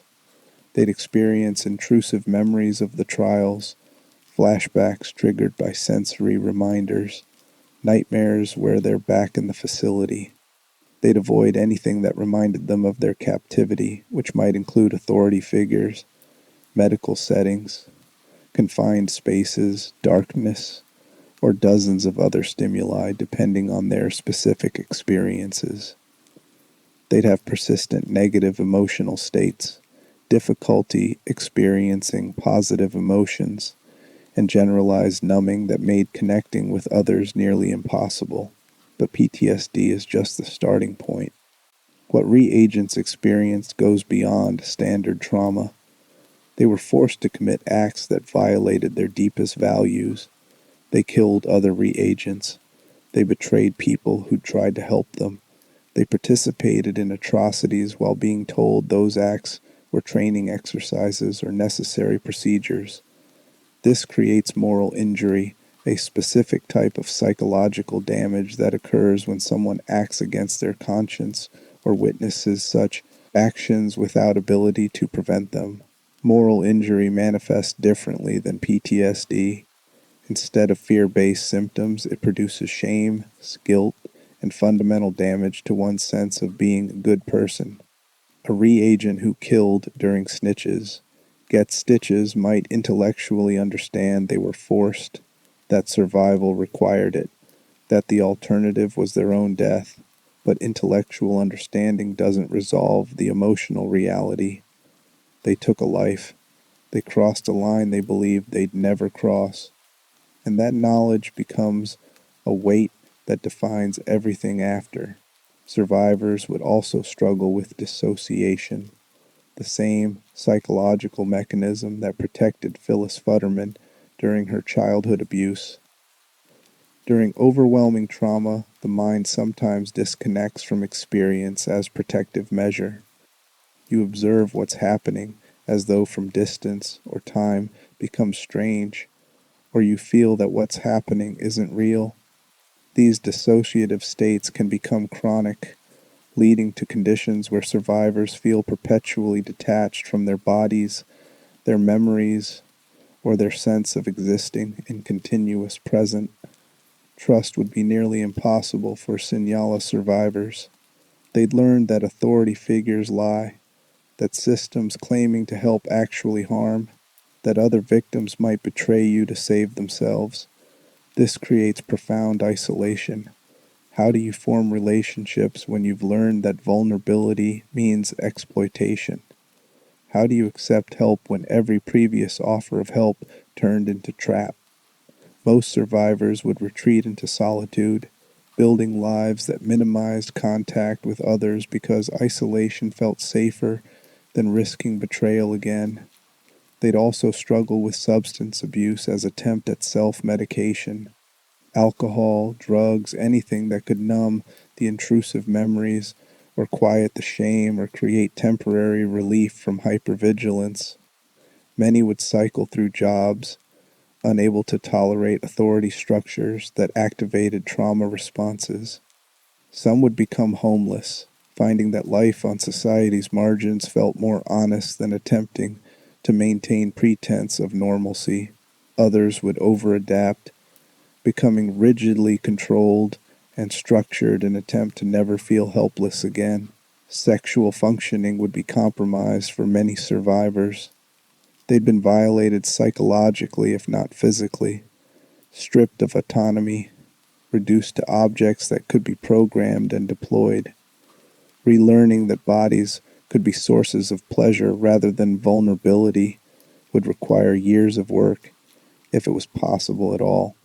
Relationships would be complicated by inability to trust, by hypervigilance that made relaxation impossible, by dissociation that made genuine presence during intimacy nearly unattainable. The most insidious long-term effect would be what Murkoff's programming actually accomplished. Even survivors who escaped or who weren't selected for rebirth protocol carried altered beliefs and behaviors. They learned that morality is luxury they couldn't afford. They'd internalized that survival requires becoming what powerful people want. They'd accepted that some humans are predators and others are prey, and you survive by being predator or being invisible. These beliefs would shape how they navigated society after Sinyala. They might exploit others preemptively, deciding that everyone is selfish and cruel, so acting selfishly and cruelly first is just being realistic. They might accept abuse in relationships because abuse feels normal and attempting to demand better treatment feels dangerous. They might pass trauma to their children, raising them with the same lessons Sinyala taught, perpetuating cycles of harm across generations. This is what successful, systematic torture achieves. It doesn't just destroy the immediate victim. It alters them in ways that ripple outward, affecting everyone they subsequently interact with. A reagent who survived Sinyala might never directly harm others, but their damaged capacity for trust, their hypervigilance, their moral injury, all of it affects their children, their partners, their communities. The harm multiplies across decades. Recovery would require extensive trauma treatment, but most survivors wouldn't seek it. Therapy requires trust in the provider and willingness to revisit traumatic memories. After Sinyala, both would be nearly impossible. Even survivors who recognized they needed help would struggle to find providers who understood the specific combination of trauma they'd experienced. Standard PTSD treatment protocols weren't designed for people who'd been systematically programmed through months or years of carefully calibrated torture. Some survivors might find healing through peer support, connecting with others who'd experienced similar captivity. Shared experience creates understanding that no outsider can provide. A support group of former reagents could offer validation, recognition, and safety in numbers that individual therapy can't replicate, but finding other survivors would be difficult given Murkoff's operational security, and even connecting with them would require overcoming the very trust deficit Sinyala created. The most realistic outcome for most survivors is partial recovery at best. They'd build lives that accommodated their symptoms rather than resolving them. They'd find ways to function despite carrying permanent damage. They'd survive, which was its own form of resistance, but survival wouldn't look like healing. It would look like endurance. And some survivors wouldn't survive psychologically intact. Suicide rates among survivors of systematic torture are elevated. The combination of PTSD, moral injury, depression, and complete disruption of identity creates conditions where death feels like relief rather than tragedy. A reagent who'd survived the trials might ultimately decide they couldn't survive the aftermath, that carrying the weight was unbearable, that whatever life came after Sinyala wasn't worth living. This is the final accounting of Murkoff's evil. The corporation didn't just destroy people in their facilities, they destroyed them comprehensively, damaging them in ways that would echo through decades, that would affect everyone they touched, that would sometimes eventually lead to deaths years after the immediate trauma. The body count of Sinyala includes not just those who died during trials, but those who survived them and couldn't survive the survival. Chapter 12, Why Prime Assets Matter, Understanding Institutional Horror. We've spent tens of thousands of words examining individual prime assets, their backgrounds, their pathologies, their roles in Murkoff's torture programs. But what does understanding them accomplish? Why does dissecting monsters matter if we can't prevent the systems that create them? The answer is that understanding prime assets reveals how institutional horror actually functions. These weren't random sadists who appeared spontaneously. They were systematically identified, recruited, and deployed by an organization that recognized which kinds of human damage could be useful.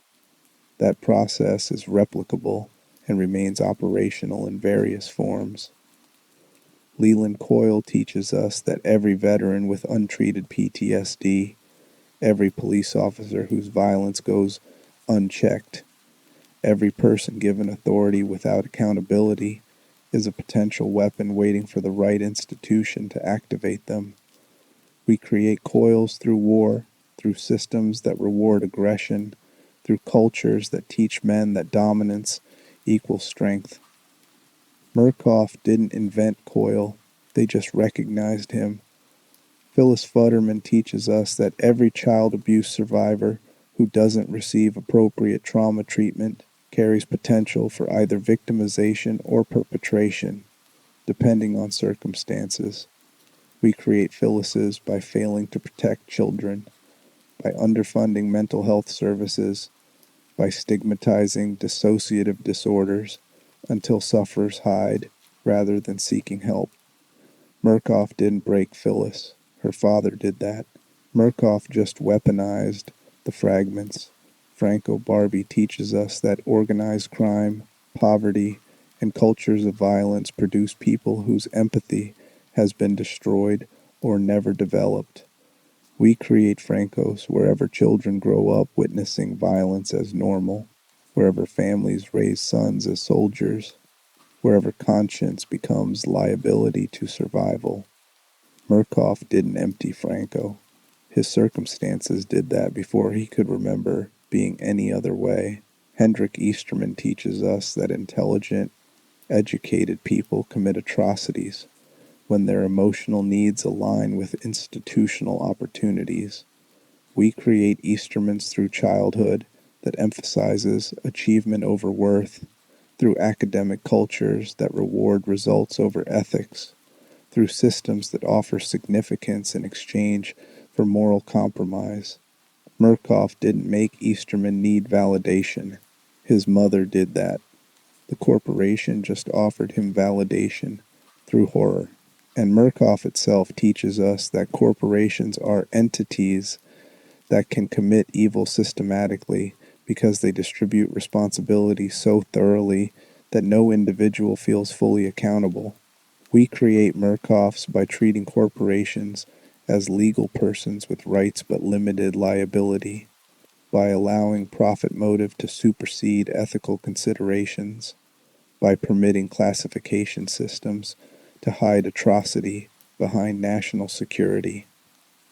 Understanding prime assets matters because it reveals the pipeline.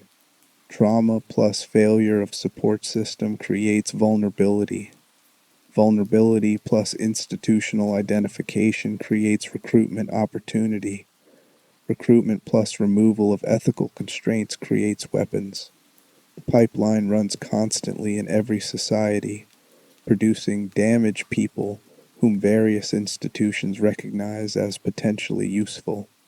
Not all those institutions are as overtly evil as Murkoff, but the fundamental mechanism remains the same. Police departments recruit people like Coyle and call them heroes if their violence targets the right people. Military organizations create coils through combat deployments and inadequate post-service support. Intelligence agencies cultivate people like the night hunter and call them patriots. Medical researchers exploit people like the pusher and call them pioneers. Every institution that operates without adequate oversight creates opportunities for prime assets to emerge and thrive. Recognizing this pattern doesn't mean everyone damaged by trauma becomes a monster. Most abuse survivors don't abuse others. Most combat veterans don't become violent. Most people with antisocial traits don't commit systematic torture. But understanding the conditions that create prime assets helps identify where intervention could prevent that progression. If Coyle had received genuine PTSD treatment after his war service, if support systems had existed to help him process combat trauma healthfully, he might never have become the predator Murkoff utilized. If Phyllis had been removed from her abusive home, if she'd received specialized therapy for dissociative identity disorder, she might have integrated her personalities and never hurt anyone. If Franco had been rescued from the mafia as a child, placed in protective custody, given therapy for his attachment disorders, he might have developed capacity for empathy. These interventions don't always work. Some damage is too severe. Some people are beyond help through current treatment methods. But the majority of prime assets weren't inevitable. They were preventable tragedies that became available weapons because systems failed at multiple points before Murkoff ever encountered them. This is what makes the Outlast Trials effective horror. It's not fantasy. It's extrapolation of actual mechanisms. MK Ultra was real. Corporations do conduct unethical research. Governments do outsource atrocities to private contractors. Damaged people do get exploited by institutions. The game simply extends those realities slightly further than documented history confirms, asking what happens when those mechanisms run for decades without interruption. The prime assets are mirrors. When we encounter them in game, we're meant to be horrified, but that horror should extend beyond the immediate threat. It should make us ask what created them, what systems failed to prevent them, what institutions recognized their potential and decided to use it, and whether those systems and institutions exist in our reality too. They do. Not in identical forms, but in analogous structures that produce similar outcomes. Every society has people who've been damaged by trauma.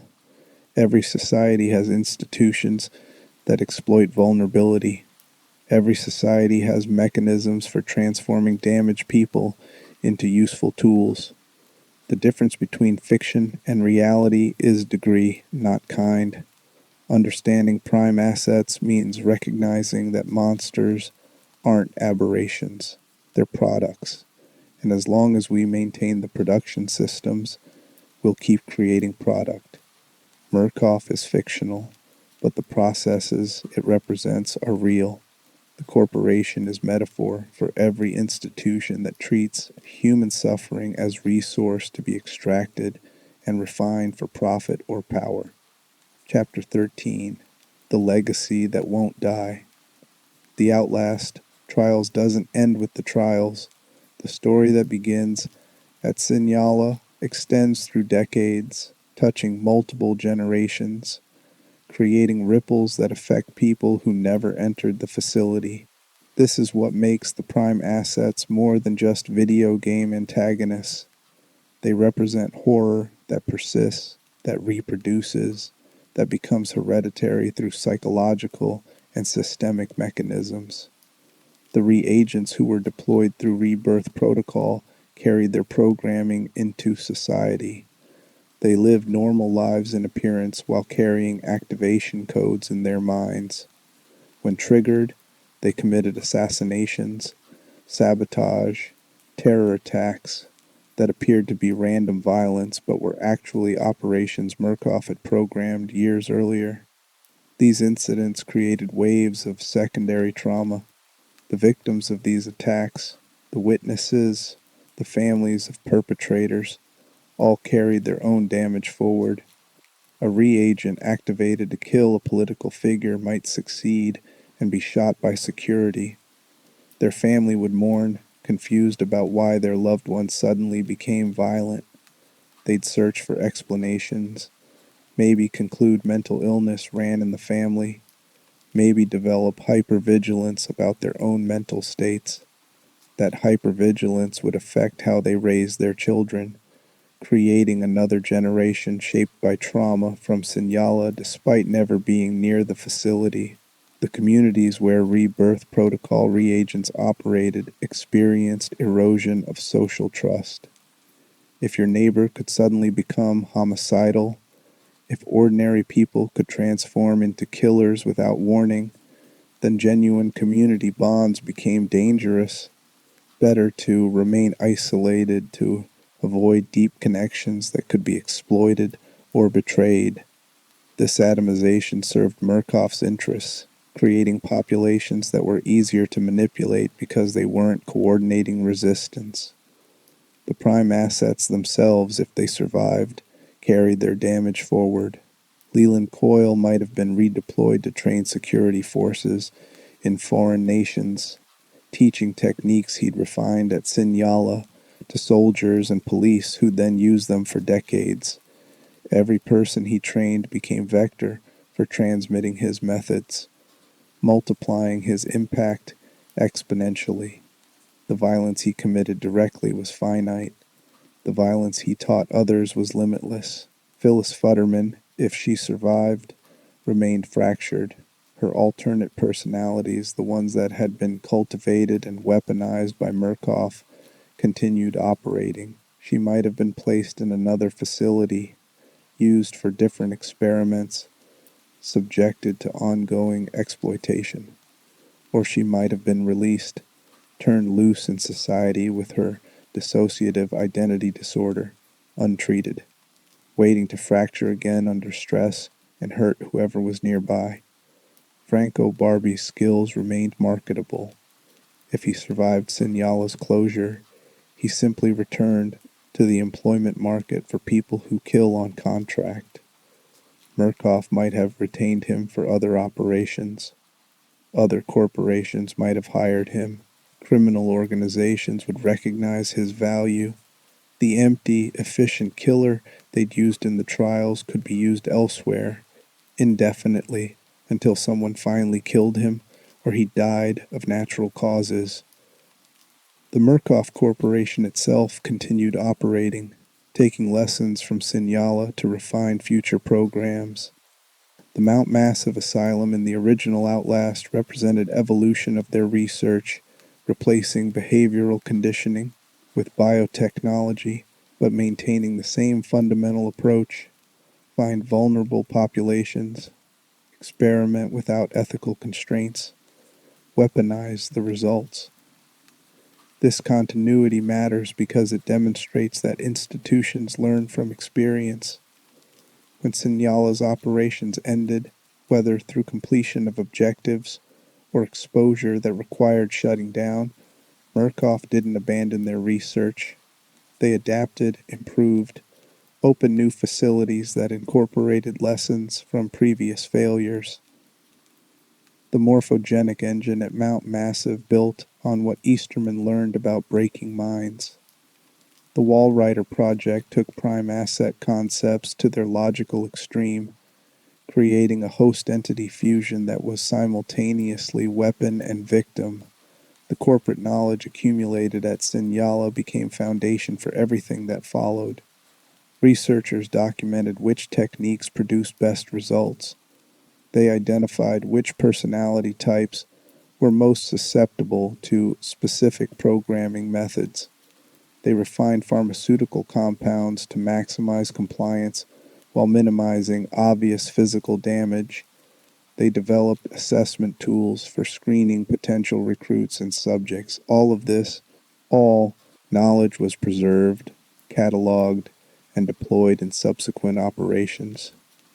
This is how institutional evil perpetuates. Individual monsters die, but the systems that created and utilized them persist. The techniques Easterman developed outlived him. The trial structures that prime assets operated within became templates for future programs. Even the specific psychological insights about how trauma reproduces itself, those observations remained valuable data that Murkoff continued exploiting decades later. The children of Sinyala survivors inherited trauma they didn't experience directly. Growing up with a parent who'd been systematically tortured meant growing up in households shaped by that torture. Maybe the parent had explosive rage episodes from untreated PTSD. Maybe they were emotionally distant because dissociation was their primary coping mechanism. Maybe they were hypervigilant and controlling, unable to let their children take normal risks because the world felt perpetually dangerous. Whatever the specific manifestation, the child absorbed those patterns and carried them forward. These second-generation effects created ripples that touched people who never knew Murkoff existed. A child raised by a traumatized parent might develop anxiety disorders, relationship problems, or parenting styles that perpetuated damage into yet another generation. The trauma became hereditary not through genetics but through behavior and attachment patterns, spreading like slow infection through family systems and communities. The employees who worked at Sinyala also carried what they'd witnessed.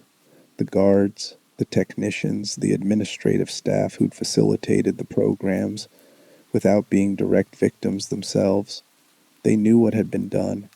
They'd participated in various ways, and most likely signed non-disclosure agreements that prevented them from ever speaking about their experiences. This created a population of people walking around with terrible knowledge, unable to process it through confession or testimony, forced to carry secrets that corroded their sense of self.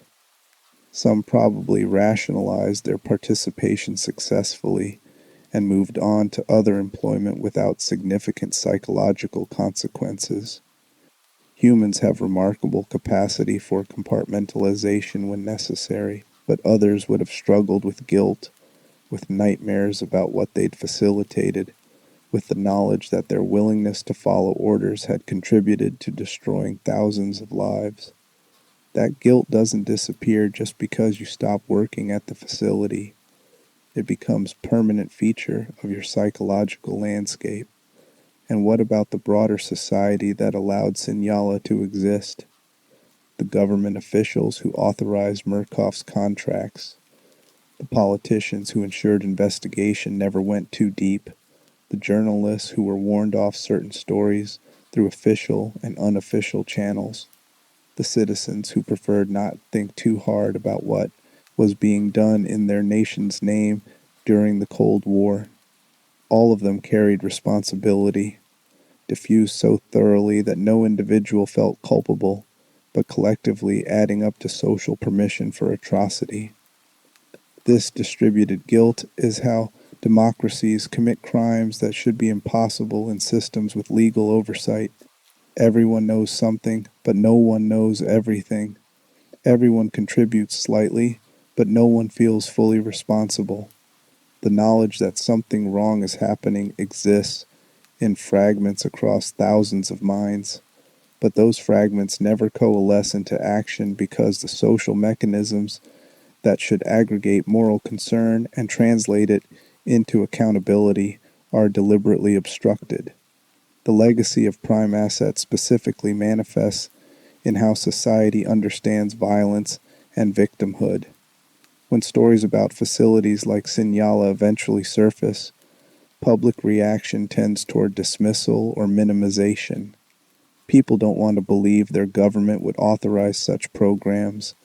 They don't want to acknowledge that corporations they interact with might have histories involving systematic torture. So they rationalize finding reasons to doubt testimony or dismiss evidence or argue that whatever happened was justified by historical context. This denial allows the mechanisms to continue. If society refuses to confront how prime assets are created, refuses to acknowledge the pipeline from trauma to exploitation to weaponization, then that pipeline remains operational. New coils emerge from every war. New Phyllises are created wherever children are abused and survivors don't receive treatment. New Francos develop wherever organized crime and poverty combine. And institutions looking for useful damage continue finding it. The horror of the Outlast Trials isn't confined to the game's setting. It's horror that asks players to recognize patterns in their own reality. Every news story about veterans who commit violence after inadequate post-service support echoes Coil. Every case of abuse survivors who harm others because their trauma went untreated echoes Phyllis. Every revelation about corporate or government experimentation on vulnerable populations echoes Murkoff. Prime assets are reflections, showing us what we create when systems fail at scale. They're warnings about what happens when trauma meets exploitation, when damaged people encounter institutions that recognize their damage as opportunity rather than requiring intervention, and they're indictments of societies that maintain the conditions allowing prime assets to emerge while expressing shock when they appear. Chapter 14, The Uncomfortable Questions. We're nearing the end of this exploration, and before we conclude, we need to sit with the questions that the Outlast Trials raises. Questions that don't have comfortable answers, but require asking anyway. First question, what would you do? Not the hypothetical you as abstract concept, but you specifically reading this now. If you were offered good money, job security, and assurance that your work served national security, would you take employment processing reagents at Sinyala? Before you answer reflexively, of course not, remember that you wouldn't be told on day one that you'd be facilitating torture. You'd be hired for a legitimate sounding position, administrative work, technical support, security services. The true nature of the facility would reveal gradually, and by the time you understood what was happening, you'd already be complicit. Quitting would mean acknowledging your complicity. Staying would mean deepening it. Most people stay. Second question, how certain are you that programs like Sinyala aren't operating right now? The documented history of MKUltra shows that government-sponsored torture programs existed, operated for decades, were officially terminated, and that termination likely just meant privatization rather than actual ending. What makes you confident that process stopped in the 1970s? Classification means we wouldn't know. Corporate secrecy means we couldn't investigate. The same mechanisms that protected Murkoff in fiction protect various institutions in reality. Absence of evidence isn't evidence of absence. Third question, what happens to this knowledge? You've spent hours learning about prime assets, understanding how they were created, recognizing the systems that produced them. Does that knowledge change anything, or does it just become interesting information you carry? The test of whether understanding matters is whether it produces action. If you finish this exploration and nothing in your behavior or priorities changes, then the knowledge is inert. If understanding how trauma becomes weaponized makes you support better veteran mental health services, better child protection systems, better corporate accountability, then the knowledge has power. Fourth question, who are the prime assets in your life? Not literally, but functionally. Who are the people whose damage has calcified into power over others? The boss who compensates for childhood inadequacy through workplace domination. The police officer who treats every interaction as combat engagement because their PTSD was never addressed. The family member whose abuse history manifests as control and violation of others. Recognizing these patterns doesn't mean diagnosis from distance or armchair psychology. It means acknowledging that prime assets aren't rare aberrations but common outputs of systems that remain operational. Fifth question, are you carrying programming, not from Murkoff specifically, but from systems that shaped you, the messages you internalized about obedience to authority, the lessons you learned about when violence is justified, the beliefs you hold about who deserves empathy and who doesn't? Reagents were programmed through trials, but all of us are programmed through socialization, education, media, and cultural immersion. The question isn't whether you carry programming, but whether you've examined that programming critically or simply accepted it as natural truth. Sixth question, what would make you a monster? Not in the sense of what trauma would break you, but what circumstances would make you participate in institutional evil? History shows that ordinary people commit atrocities when social pressure, authority, and incremental compromise combine properly. The guards at Sinyala were probably ordinary people before employment there. What made them capable of facilitating torture?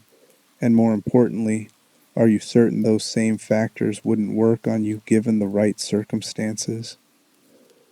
These questions are deeply uncomfortable because honest answers reveal vulnerability and complicity.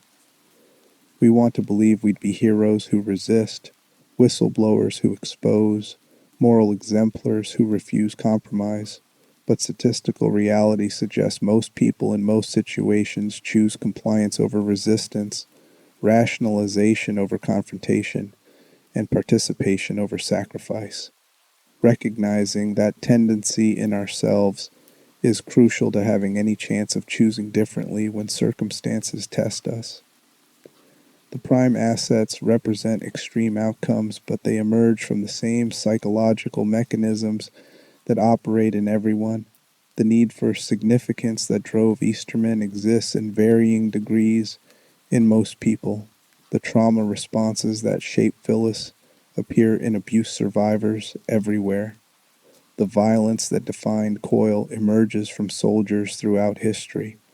The difference is degree and opportunity, not fundamental psychological difference between monsters and normal people. This might be the most disturbing insight from examining prime assets. They're not other in the way we want them to be. They're what humans become under specific pressures, with specific vulnerabilities, given specific opportunities. That means the capacity for becoming prime asset exists latently in populations generally. Most people never encounter the circumstances that would activate that capacity. But the capacity itself is part of human psychology, not exception to it. Understanding this doesn't excuse prime assets or minimize their evil. They committed atrocities that destroyed lives. They chose compliance when resistance was possible. They participated in horror the moral people should have rejected regardless of consequences. But understanding the mechanisms that created them helps identify where intervention could prevent future prime assets from merging.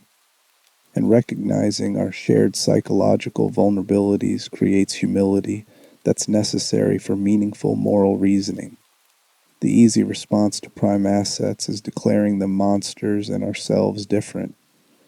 The harder, more honest response is recognizing that circumstances create monsters from ordinary people, that we don't know how we'd respond in those circumstances, and that preventing future monsters requires changing the circumstances rather than simply condemning the individuals they produced. Chapter 15, The Survivors. We never see the Outlast Trials focuses on reagents experiencing the trials, but what about the people around them before Sinyala? Every reagent who was recruited or kidnapped had life before the facility. They had families, friends, communities that noticed their disappearance. These secondary victims appear nowhere in the game, but their suffering was real and lasting. Imagine being the parent of someone who responded to Murkoff's recruitment advertisements. Your son or daughter tells you about opportunity for good money, says they'll be gone for several months but will come back financially stable. You're worried but supportive. They leave. Months pass without communication. You try contacting the organization that hired them and receive vague reassurances. Eventually, communication stops entirely. You report them missing, but police find documentation showing they signed contracts voluntarily and agreed to limited communication during training. The investigation stalls. Years later, if your child is one of the survivors, they return changed beyond recognition. They can't explain where they were or what happened without sounding delusional. They have physical scars, psychological symptoms that clearly indicate severe trauma, and an inability to trust anyone, including you. You try to help, but everything you do activates trauma responses you don't understand. Your relationship never recovers. You spend the rest of your life watching your child suffer and knowing that something destroyed them while you were powerless to prevent it. Or imagine your sibling disappeared into Sinyala and never returned, killed during trials or deployed through rebirth protocol to operation that ended in their death. You never learn what really happened. You carry ambiguous loss, the grief that comes from not knowing whether to mourn or keep hoping. You imagine them still alive somewhere, maybe suffering, maybe needing rescue. That hope tortures you for decades. You can never fully grieve because you never have certainty. And you can never move forward because what if they're still out there? The friends and romantic partners of disappeared reagents carry their own damage. Your best friend vanishes, and you're left with questions that have no answers. Did you miss warning signs? Could you have talked them out of signing that contract? Should you have reported something to authorities? And would it have made difference? The guilt of perceived failure to protect someone you cared about becomes a permanent feature of your emotional landscape. Communities that lost multiple people to Murkoff's recruitment experience collective trauma. A small town where several young people responded to the same advertisements and disappeared would develop conspiracy theories, would experience breakdown in trust, would carry wound that never fully healed. Town's identity would become shaped by the disappearances, creating atmosphere of loss and suspicion that affected everyone who lived there. These secondary victims received no compensation, no acknowledgement, no justice. Murkoff's legal protections and classification systems ensured that families couldn't sue, couldn't investigate, couldn't even learn the full truth about what happened to their loved ones. They were left with grief and confusion and anger that had no legitimate outlet, no way to be processed or resolved. This hidden victim population represents another dimension of Murkoff's evil. The corporation didn't just destroy reagents, they destroyed everyone connected to those reagents, creating radiating circles of harm that touched thousands of people who never entered Sinyala, but whose lives were permanently altered by its existence. And what about the communities where rebirth protocol assets were deployed? Cities that experienced assassinations or terror attacks committed by programmed reagents carried collective trauma from that violence. But they didn't even have the truth. They thought they'd experienced random violence, senseless tragedies with no explanation.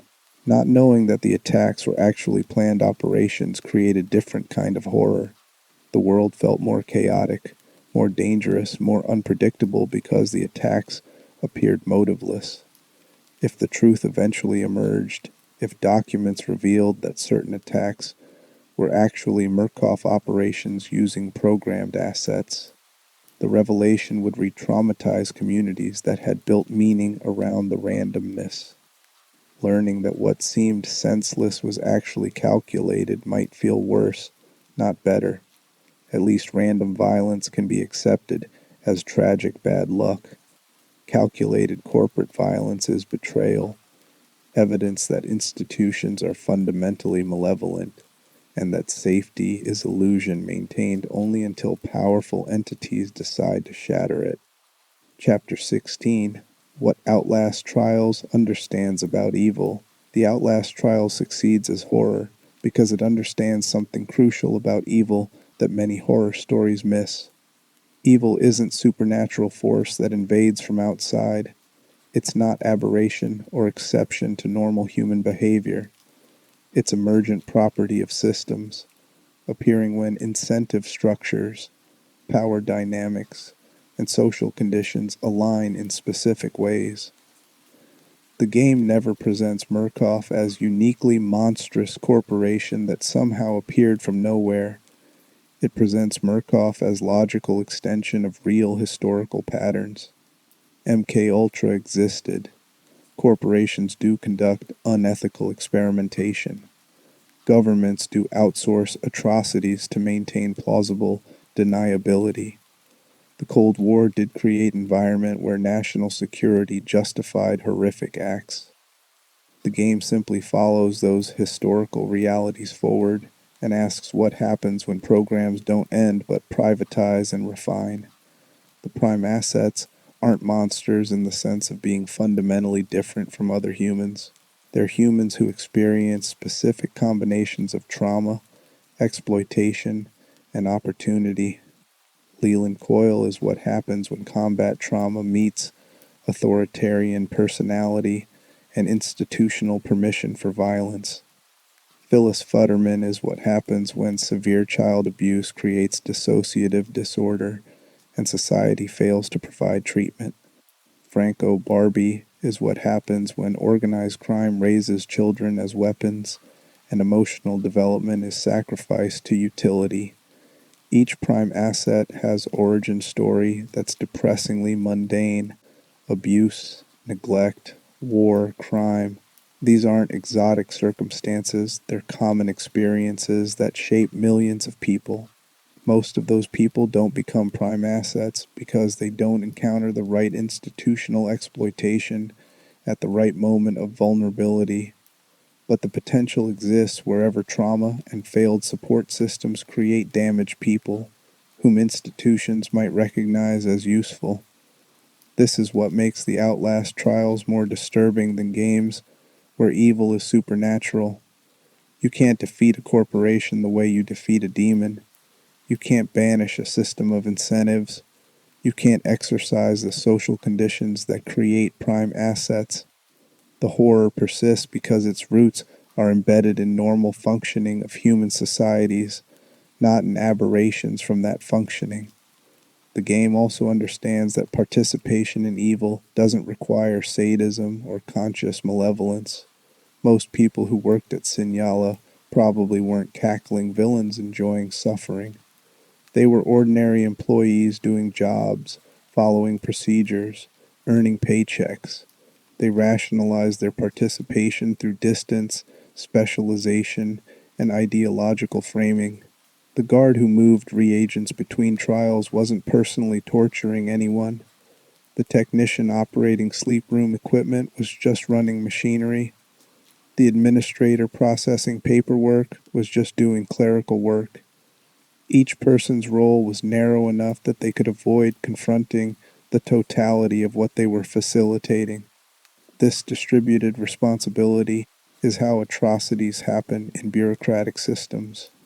If you asked any single employee to personally torture someone, most would refuse, but assign them specialized roles that contribute to torture as part of larger process, and suddenly participation becomes possible. The evil is systematic rather than individual, which makes it more difficult to recognize and resist.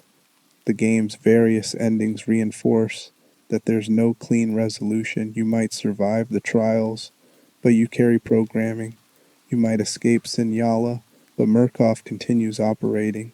You might kill specific prime assets, but the systems that created them persist. The horror doesn't end with credits rolling because the mechanisms that create this horror remain operational.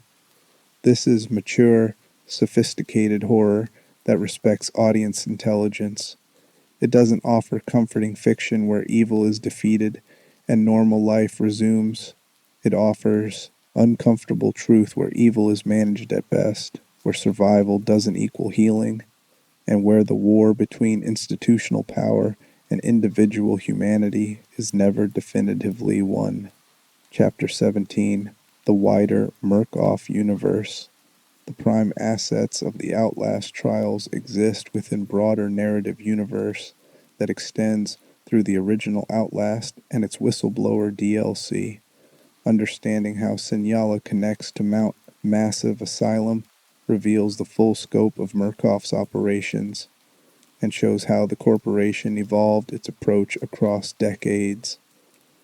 The techniques developed at Signala in the 1950s and 60s provided foundation for what Murkoff attempted at Mount Massive in the early 21st century. Project Lathe focused on behavioral programming through systematic psychological torture. The morphogenic engine combined that psychological approach with biotechnology, using lucid dream states and hypnotic imagery to induce production of nanomachines while simultaneously breaking subjects' minds. The Walrider project represented ultimate evolution of prime asset concept. Instead of finding damaged humans and weaponizing their damage, Murkoff attempted to create host for entity that was simultaneously biological, technological, and supernatural. Billy Hope, the host, had suffered childhood trauma in Murkoff's custody that made him vulnerable to the programming. The entity that emerged was a weapon that transcended anything Signala had achieved. But the Walrider also represented catastrophic failure of Murkoff's control mechanisms. The prime assets at Signala were dangerous but manageable. They operated within parameters and could be eliminated if necessary. The Walrider couldn't be contained once fully manifested. It killed Murkoff personnel indiscriminately, destroyed facility operations, and eventually bonded with Miles Upshur to escape Mount Massive entirely. The corporation's attempt to create perfect weapon resulted in creating something that turned against its creators. This progression from Signala to Mount Massive shows institutional learning, but also institutional blindness. Murkoff learned how to refine techniques, how to combine psychology and technology, how to achieve effects that seemed impossible during Lathe era, but they never learned humility. They never recognized that some things shouldn't be pursued, regardless of whether they're achievable. Each success encouraged greater ambition, leading eventually to projects that exceeded their control capacity. The variants at Mount Massive parallel the prime assets in disturbing ways. Father Martin's messianic delusion about the Walrider echoes how prime assets were true believers in their own narratives. Chris Walker's military fixation on containment mirrors Leland Coyle's inability to stop being a soldier. Eddie Gluskin's psychosexual horror reflects the same kind of profound trauma that shaped Phyllis Futterman. The specific details differ, but the underlying patterns remain consistent. Murkoff finds damaged people, amplifies their damage, and uses them until they're no longer useful. The connection between eras also suggests that some prime assets or their techniques might have transferred between facilities. Could Easterman's research have continued at Mount Massive through other researchers? Could some prime assets have been retained in Murkoff custody for decades, used in multiple facilities across the years? The timeline allows for these possibilities, creating disturbing implication that people who tortured reagents in the 50s might have still been working for Murkoff 50 years later. This continuity emphasizes that Murkoff isn't just a corporation that committed atrocities in the past. It's an ongoing entity that continues pursuing the same essential goals through whatever means current technology and social conditions permit. The specific methods evolve, but the core approach remains the same. Find vulnerable people, experiment without ethical constraints, weaponize the results, maintain enough political protection to avoid consequences. Chapter 18. The Final Accounting.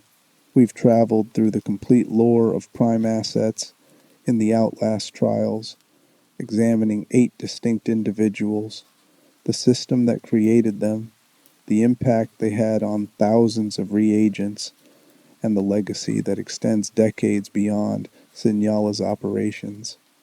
Now comes the final accounting. What did we learn, and what does it mean? The prime assets were monsters. This isn't metaphor or exaggeration. They committed acts of torture and murder that destroyed countless lives. They participated willingly, even enthusiastically, in systematic horror. They showed no meaningful remorse and often genuine enthusiasm for their roles. By any reasonable moral standard, they were evil, but the prime assets were also victims. Leland Coyle was destroyed by war before Murkoff found him. Phyllis Futterman was shattered by childhood abuse that no child should survive. Frank O'Barbie was raised as weapon from infancy. Hendrik Easterman was emotionally crippled by maternal rejection. Otto and Aurora were created through chemical exposure and abused for their resulting condition. Every prime asset carried damage that predated their recruitment.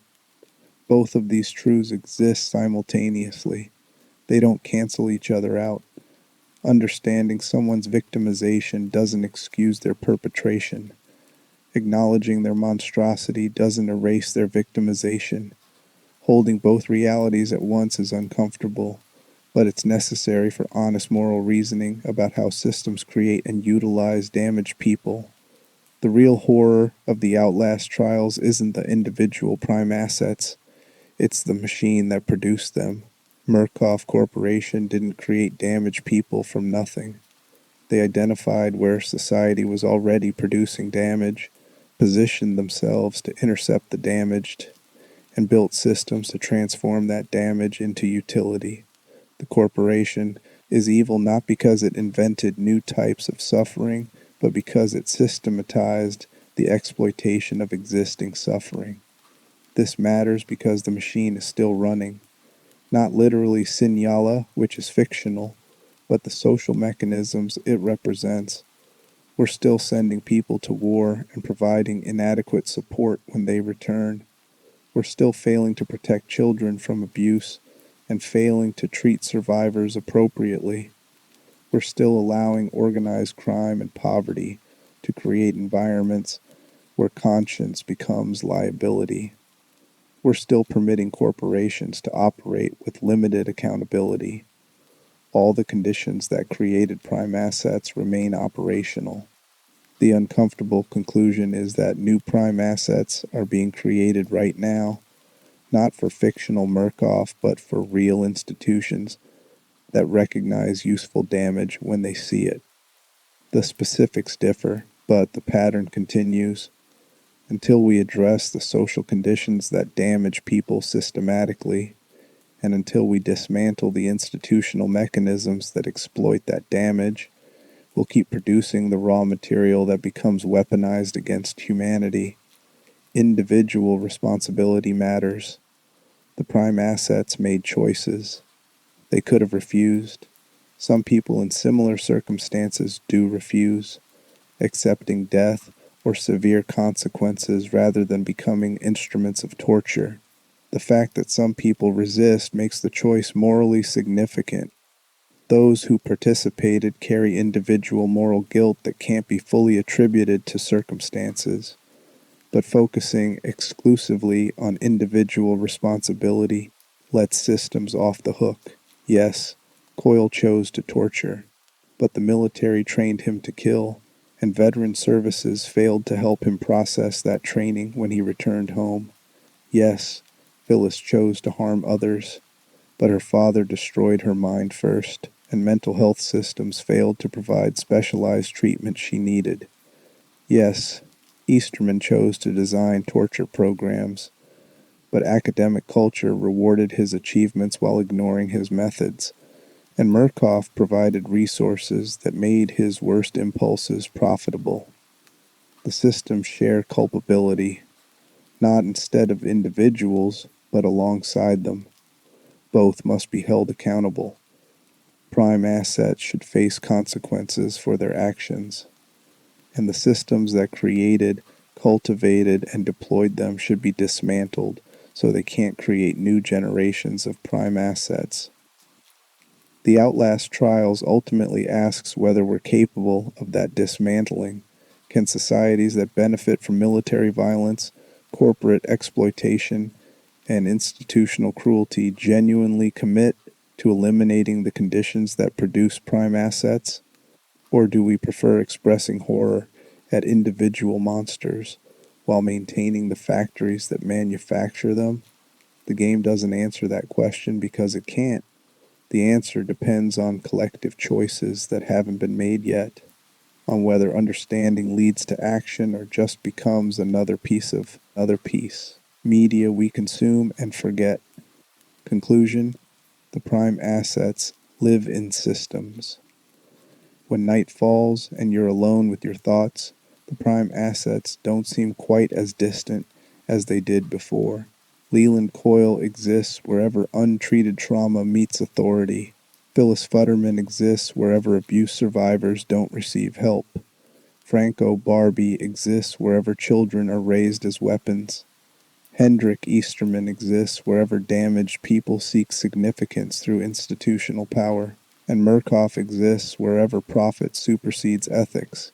The complete prime assets lore of the Outlast Trials reveals that horror isn't about supernatural entities or impossible threats. It's about the cruelty humans inflict on each other when systems permit, encourage, or reward that cruelty. It's about how trauma reproduces across generations and through institutions. It's about the terrifying ease with which ordinary people become complicit in atrocity when participation is broken into small enough tasks and justified through ideology. These aren't lessons we can learn once and set aside. They're recognitions that require constant vigilance. The mechanisms that created prime assets remain operational in every society. The choice is whether we'll examine those mechanisms honestly and work to dismantle them, or whether we'll keep producing damaged people for institutions to exploit while expressing shock each time the exploitation becomes visible. The prime assets matter because they're mirrors. When we look at Coyle, we should see the thousands of veterans whose trauma went untreated. When we look at Phyllis, we should see the millions of abuse survivors who never received appropriate help. When we look at Franco, we should see the children raised in violence with no path to different futures. When we look at Easterman, we should see the researchers and professionals who compromised ethics for achievement. And when we look at Murkoff, we should see the corporations and institutions that currently operate with similar disregard for human welfare. The horror is real, not literally, but structurally. The same patterns, the same mechanisms, the same outcomes appear throughout human history whenever institutional power meets human vulnerability without adequate restraints. The Outlast Trials just shows us what those patterns look like when followed to their logical extremes. So if you've stayed until this very end, you understand now that the prime assets were never really about individuals. They were about systems. And systems only change when enough people recognize they need changing and commit to the difficult, sustained work that transformation requires. The monsters will keep emerging until we address what creates them. That's the final, most uncomfortable truth of the prime assets. They're symptoms, and symptoms persist until the disease is treated. Thank you for staying through this entire exploration. The prime assets are terrifying, but understanding them makes their horror meaningful rather than just entertaining. That understanding is the first step toward ensuring we don't create real-world versions of what Murkoff represented